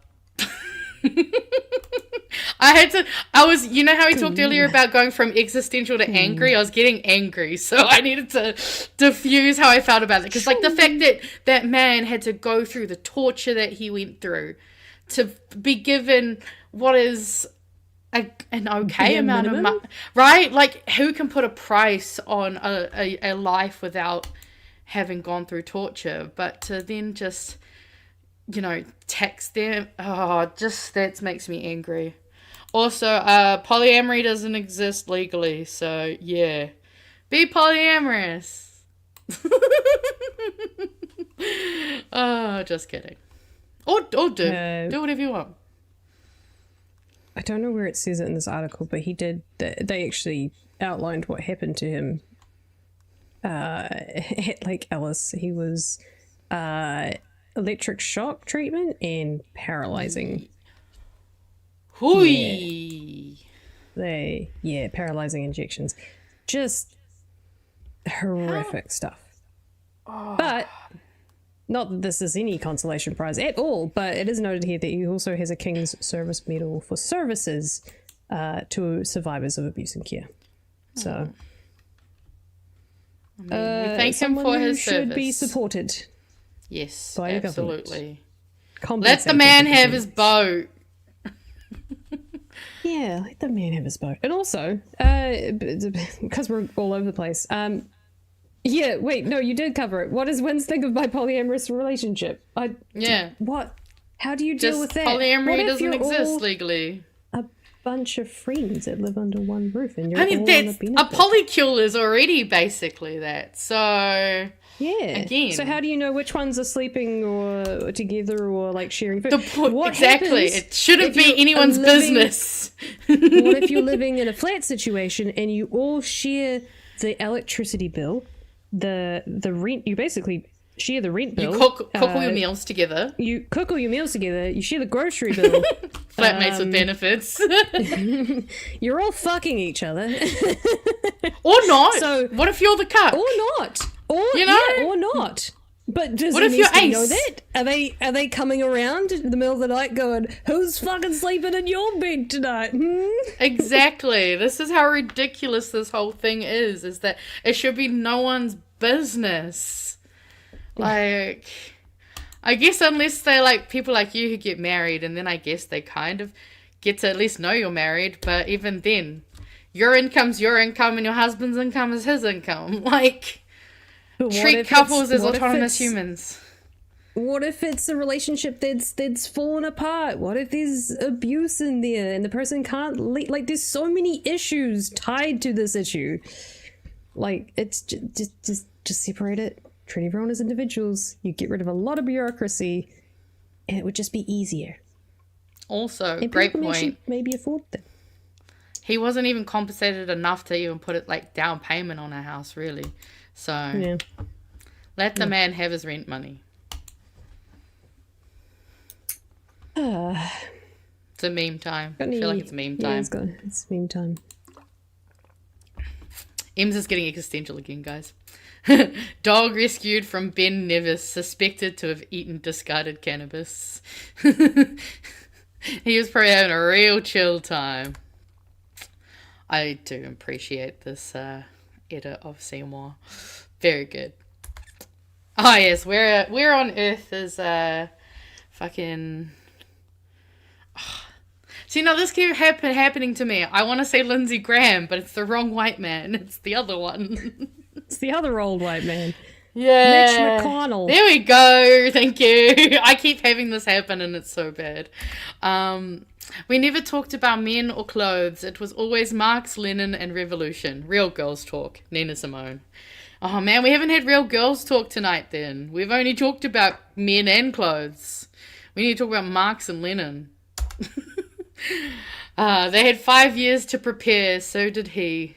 Independence Day by-election. I'm loving this Count Bin face shit. It's so funny. Oh, more please. More. Republicans concerned Trump may die before he finishes destroying America.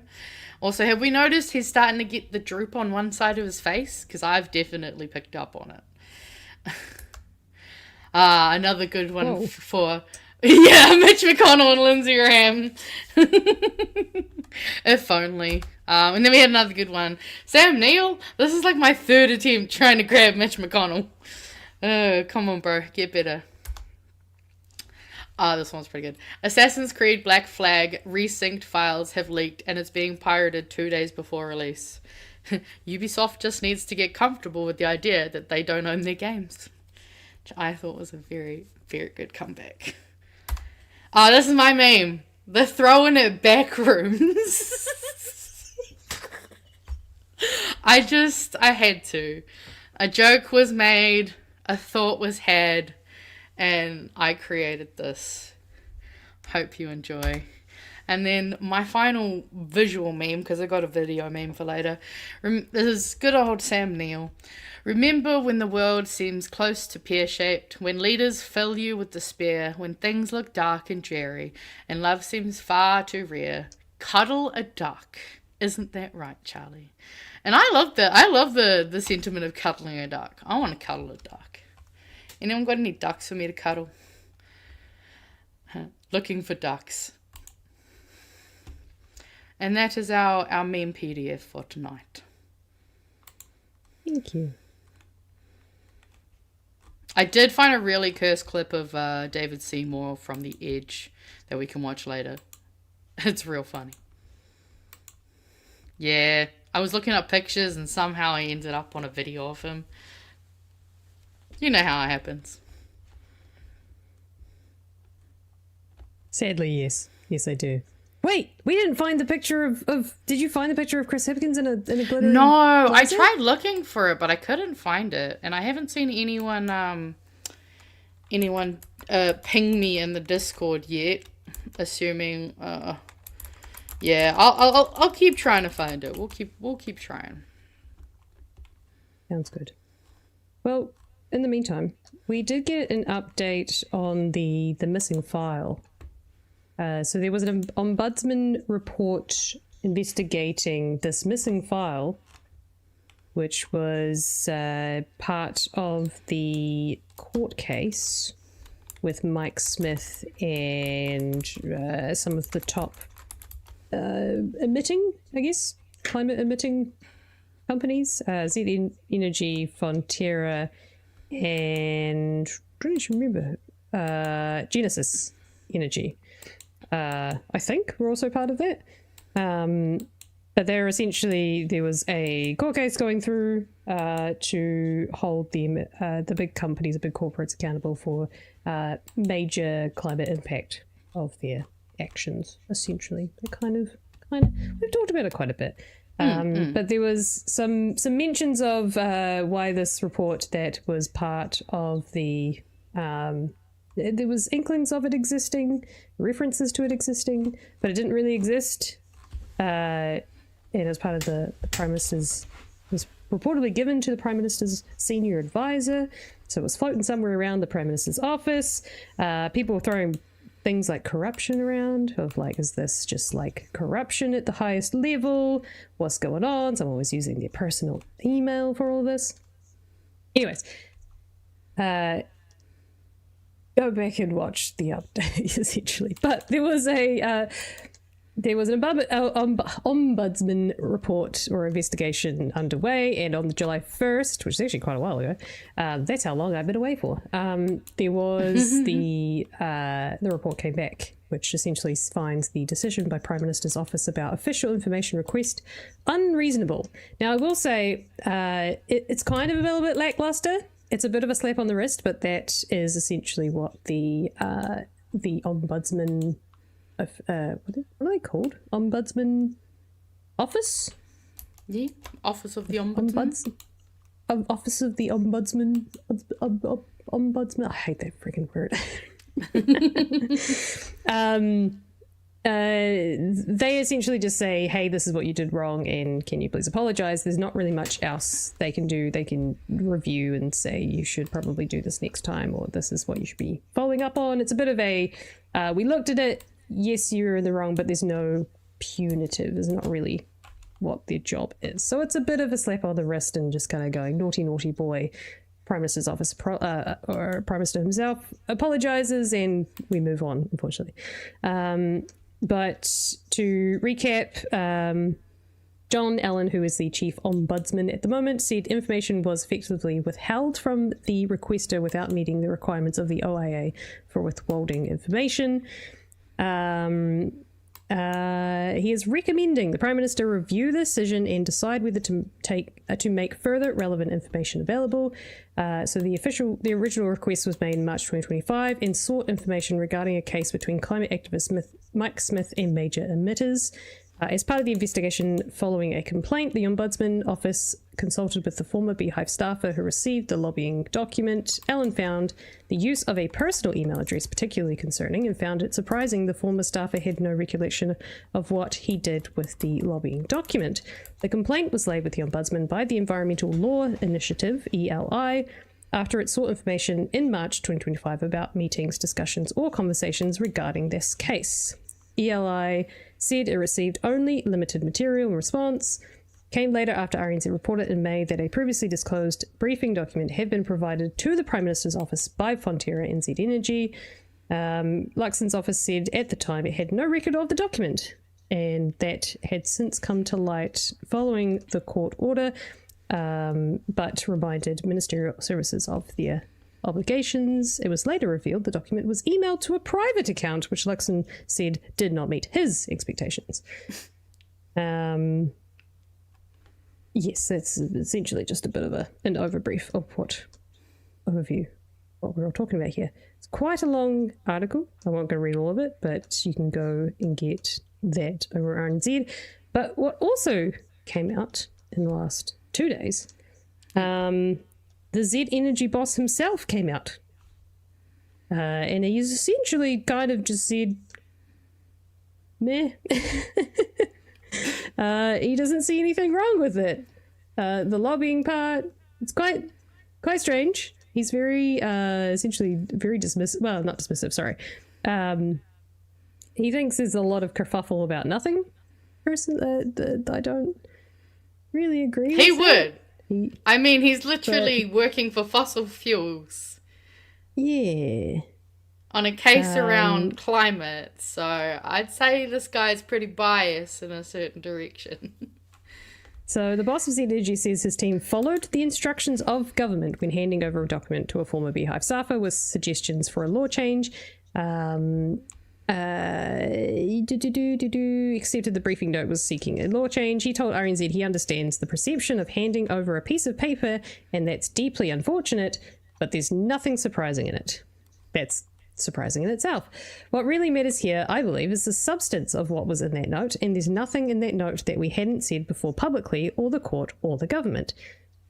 Not really the issue. It comes as the company releases a report commissioned by Z Energy, Fonterra and Genesis Energy, concluding the impact of landmark climate case is successful and implemented immediately could see GDP decline by 21.9 billion over 5 years, or 0.9%. It also comes as climate activist Mike Smith is denied an application to release documents relating to his case as part of his submission on the legislation, which was this week. On Tuesday, in fact. And released they basically released all of the documents that they've now been OAA told to release, essentially. But yeah, it kind of just like this is kind of just part of the process. There's not really much to it. But are we surprised? Not really at all.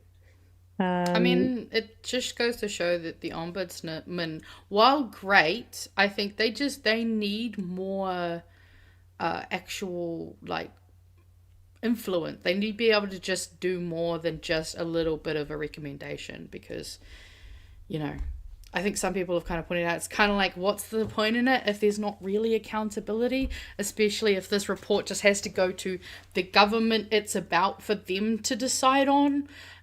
Like, again, that feels like another space where maybe there needs to be more powers afforded to the Ombudsman.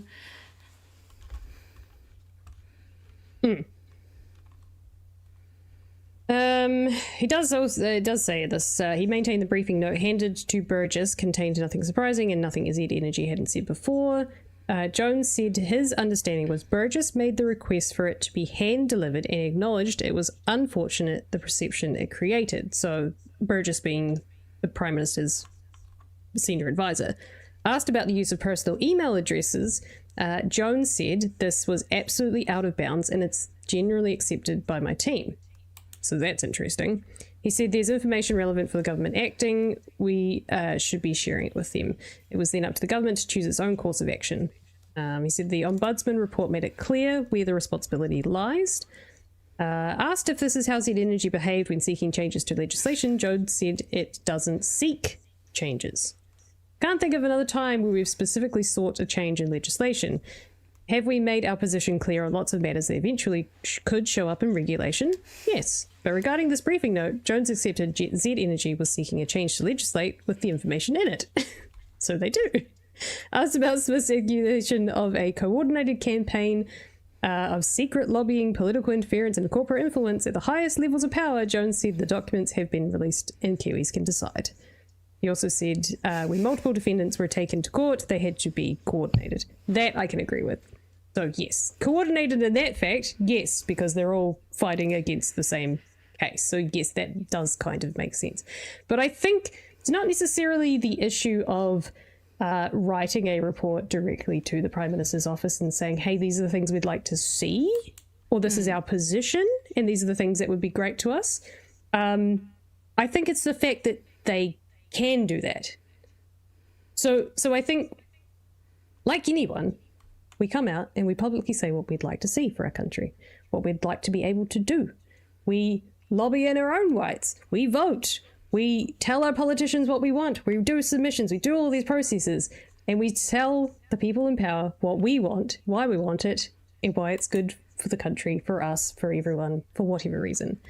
Companies can do that, but they can do that directly to the person in charge. Mm-hmm. The boss of Z, the boss of Fonterra, can quite literally send an email to the Prime Minister, which will be regarded far and beyond 300,000 submissions to a bill. Yep.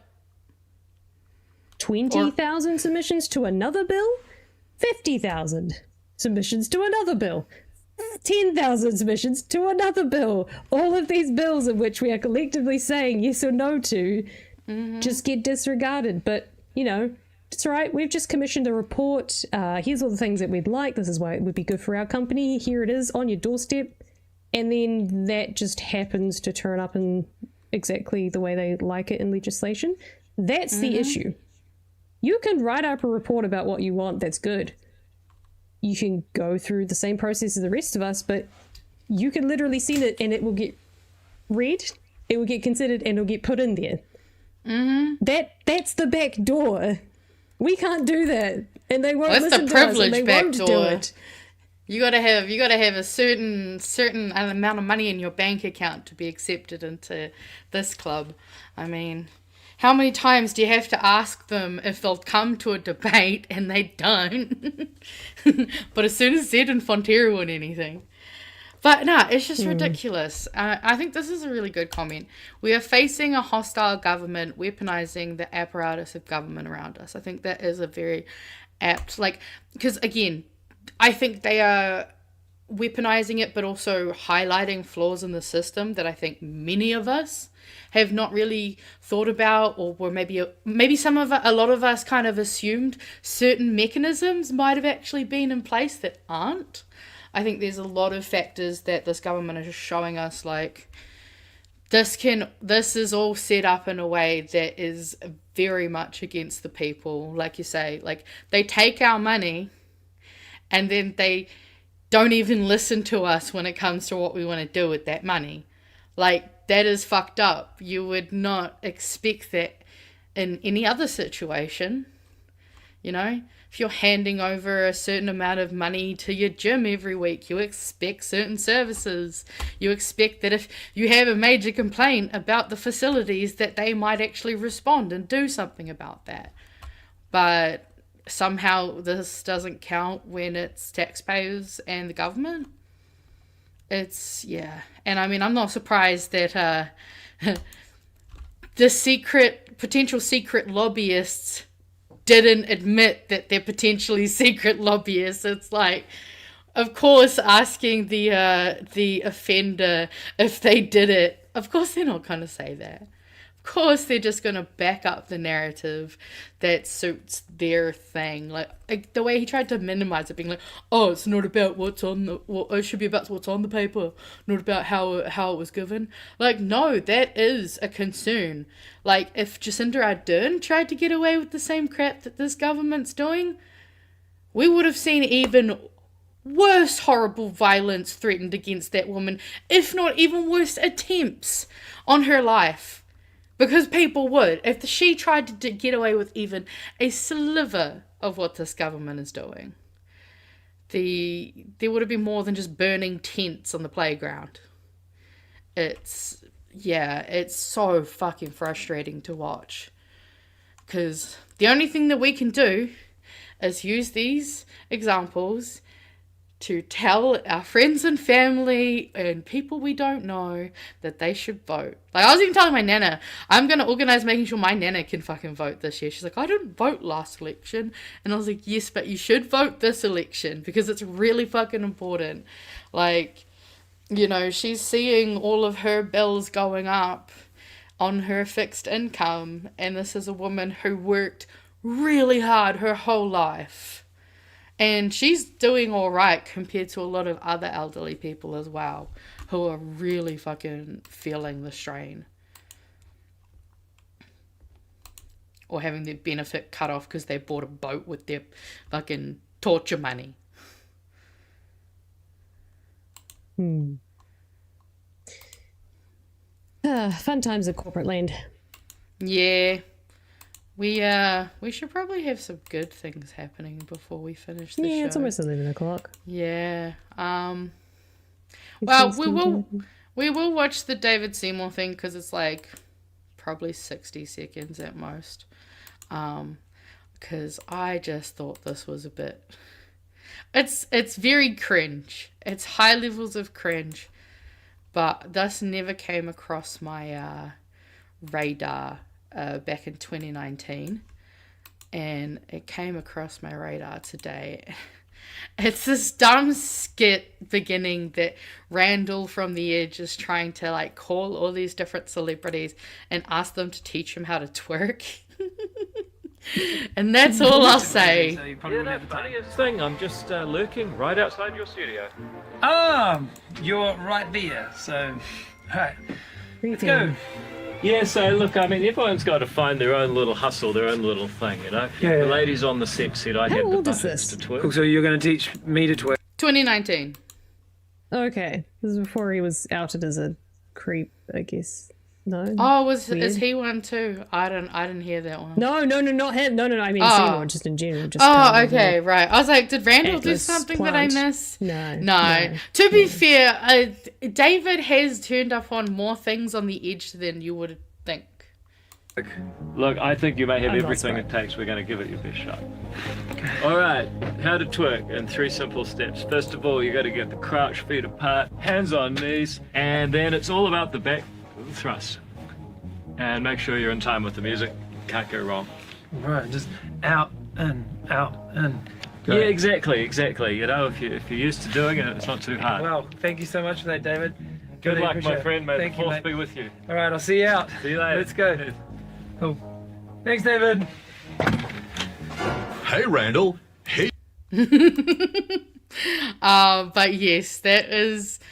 I had to watch that, and so now you guys have to as well. But it's alright. I have some positive news to cleanse our eye holes. Actually, a positive quick video that'll cleanse our eye holes. What about our eyes? Just the very holes? special person. Kia ora, I'm here with a very special person. I'm Hannah Spencer, and it's such an honour to have her here in Parliament. And I've got a really, really important message. Up the wires. And Hannah has one more thing to say. You need to vote Green. Kia ora. So hopefully that can. So go. Yeah, I know the fact that, and we had her. We also I don't know if you remember, Charlie from What Now. Charlie Parniper. Yeah. Actually, well, because she's been doing a bit of a UK tour at the moment.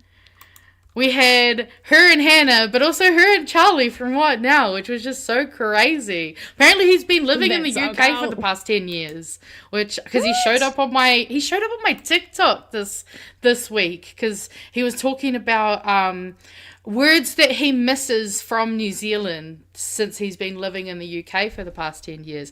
2 wild crossover events that I was just like. To be fair, Tam's whole trip over there has been looking amazing.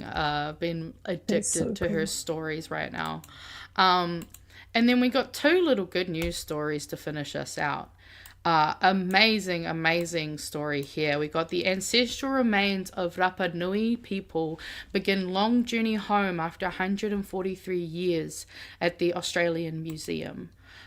So for 143 years, ancestral remains from the remote Polynesian islands sat in the collection of the Australian Museum. Today, they're finally going home.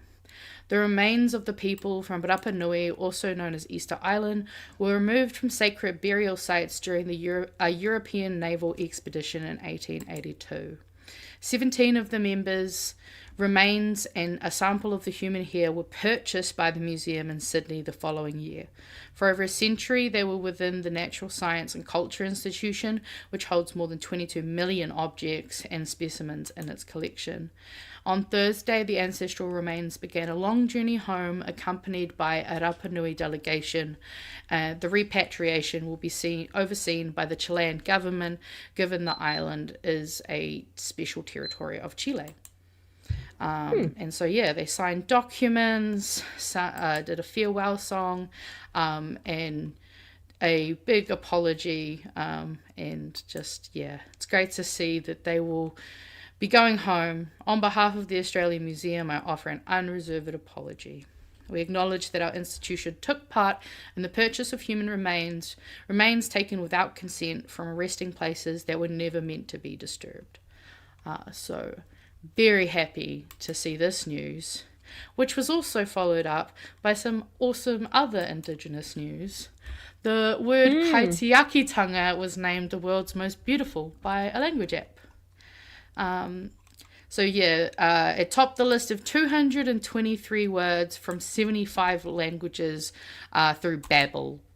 So if you haven't heard of Babbel, it's kind of like a Duolingo. As far as I'm aware. And they said, Kaitiakitanga stood out for its distinctive sound, layered meaning, and cultural significance. Kaitiakitanga brings together everything that makes a word extraordinary: a distinctive sound, a profound meaning, and a concept that has no direct equivalent in any other language. At the same time, it speaks to a theme that defines our era: the responsible stewardship of our environment for generations to come. As such, Kaitiakitanga exemplifies the unique power of language to express complex values and attitudes in a single word.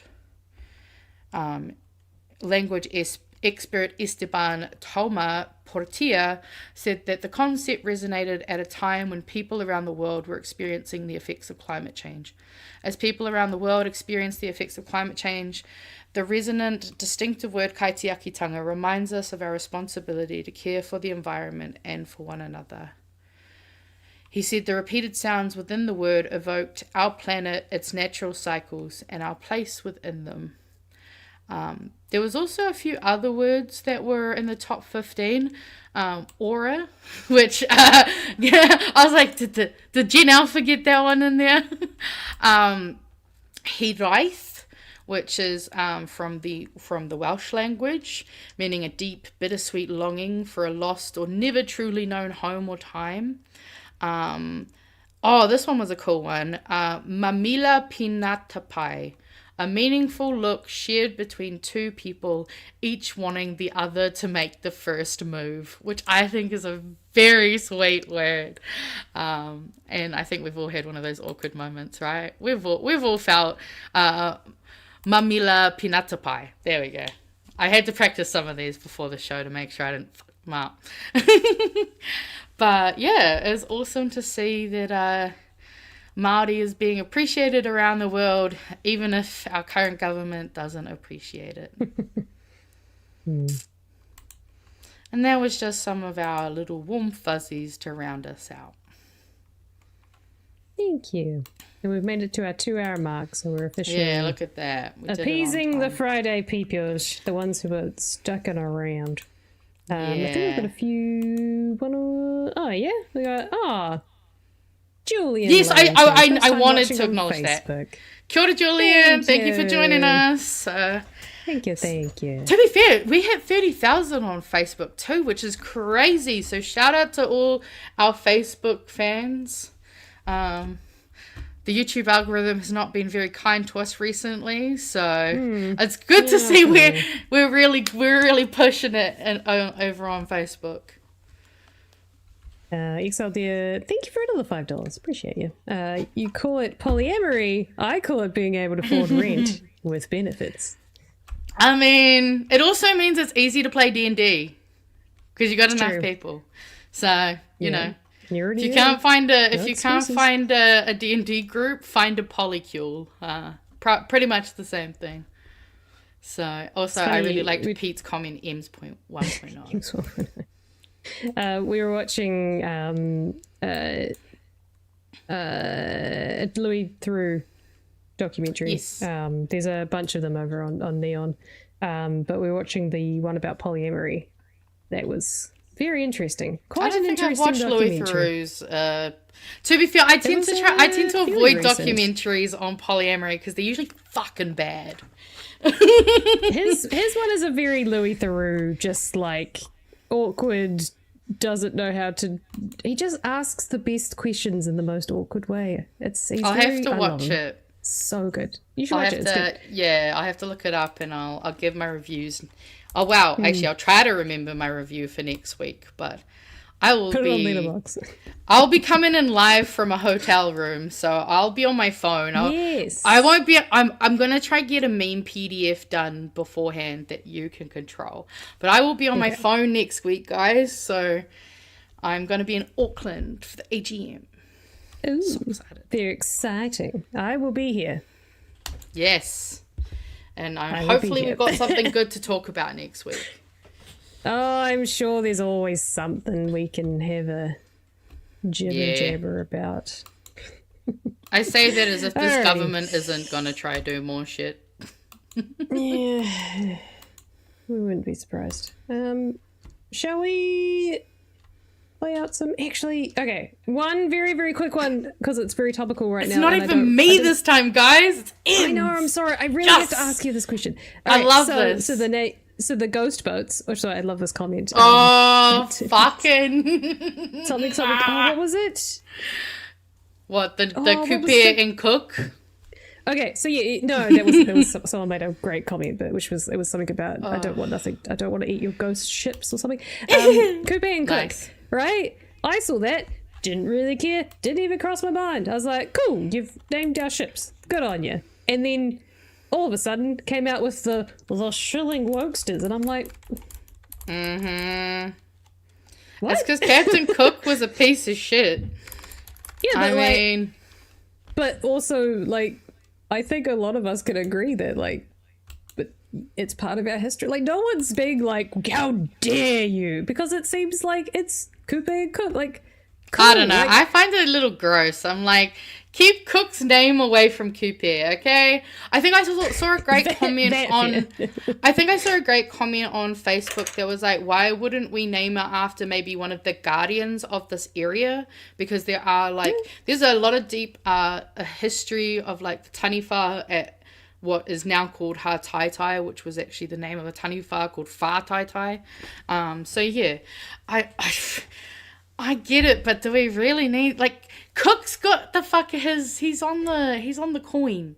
He got the ship on the coin. Let him have That's that. true. We don't need any more. He of his has the stuff. cook straight. But Also, I don't shout know, out to the native Hawaiians know. for doing a good service. And if you don't know what I'm talking about, just look up Captain Cook's death, and you'll hear some pretty base stories.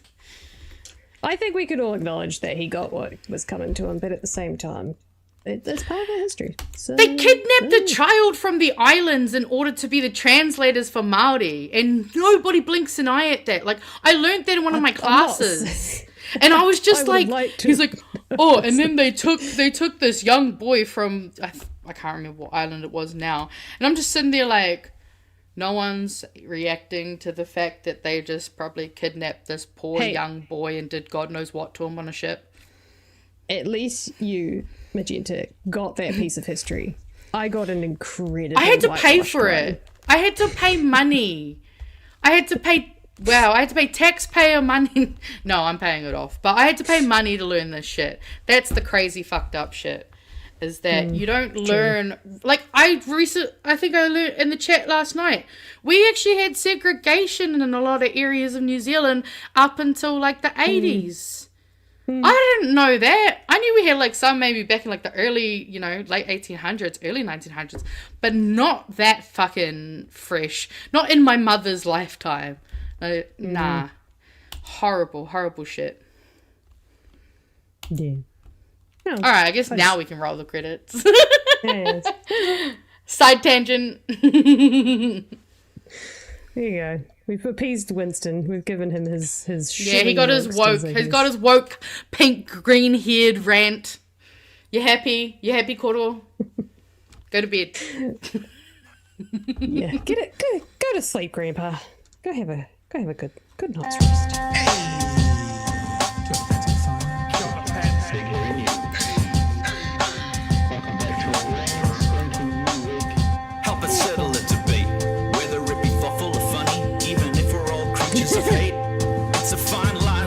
Great point. For better, push aside the temptation to berate. Let's take a note of the corners we stand in. As many points as the hairs on my chinny chin chin. When the news that we're watching is hairy, knowing all the things that we need to be wary of. Like the rich have the hand out for rewards, while the many have to work at what they can't afford. And the rest of us ain't paying attention, or maybe have questions we're too worried to mention. Other media is still dwelling on trivial facts, vetting peas from the rice and the mice from the rats, and picking and choosing a warpath to run, and linking ourselves with the hill to die on. It's gotta come down to a welcoming vibe, with an A and a sub and a higher in mind. All have a lean either this way or that, and will be analyzed by what you impact. With the evil in the world trying to mess with your head, and you're sitting on the couch, you're thinking chivalry's dead. Each night, 2 nights, they're gonna sing you to bed. It's Big Hairy News. Thanks for watching this wonderful Friday night episode of Bright Hairy News, the Friday edition of Big Hairy News, with myself and a very pink Magenta. I look forward to what you have next week for us on your head. Sorry, I'm making like pat comments, even the girl with pink hair. Hope you have a wonderful weekend, everybody. Anything to say before we go, Magenta? Catch me on Aotearoa tonight on Monday, 6:30 p.m. till 9:30 p.m. Otherwise, we'll see you on Friday, and I'll be in Auckland. Excited for the Green Party AGM. Yeah. Keep cool, tough, school fun. Collective is on Sunday, 7 p.m. I'll see you in the chat. Sounds wonderful. Have a wonderful weekend, everybody. Look after yourselves. Bye-bye. Look, I pressed the right button this time. Woo!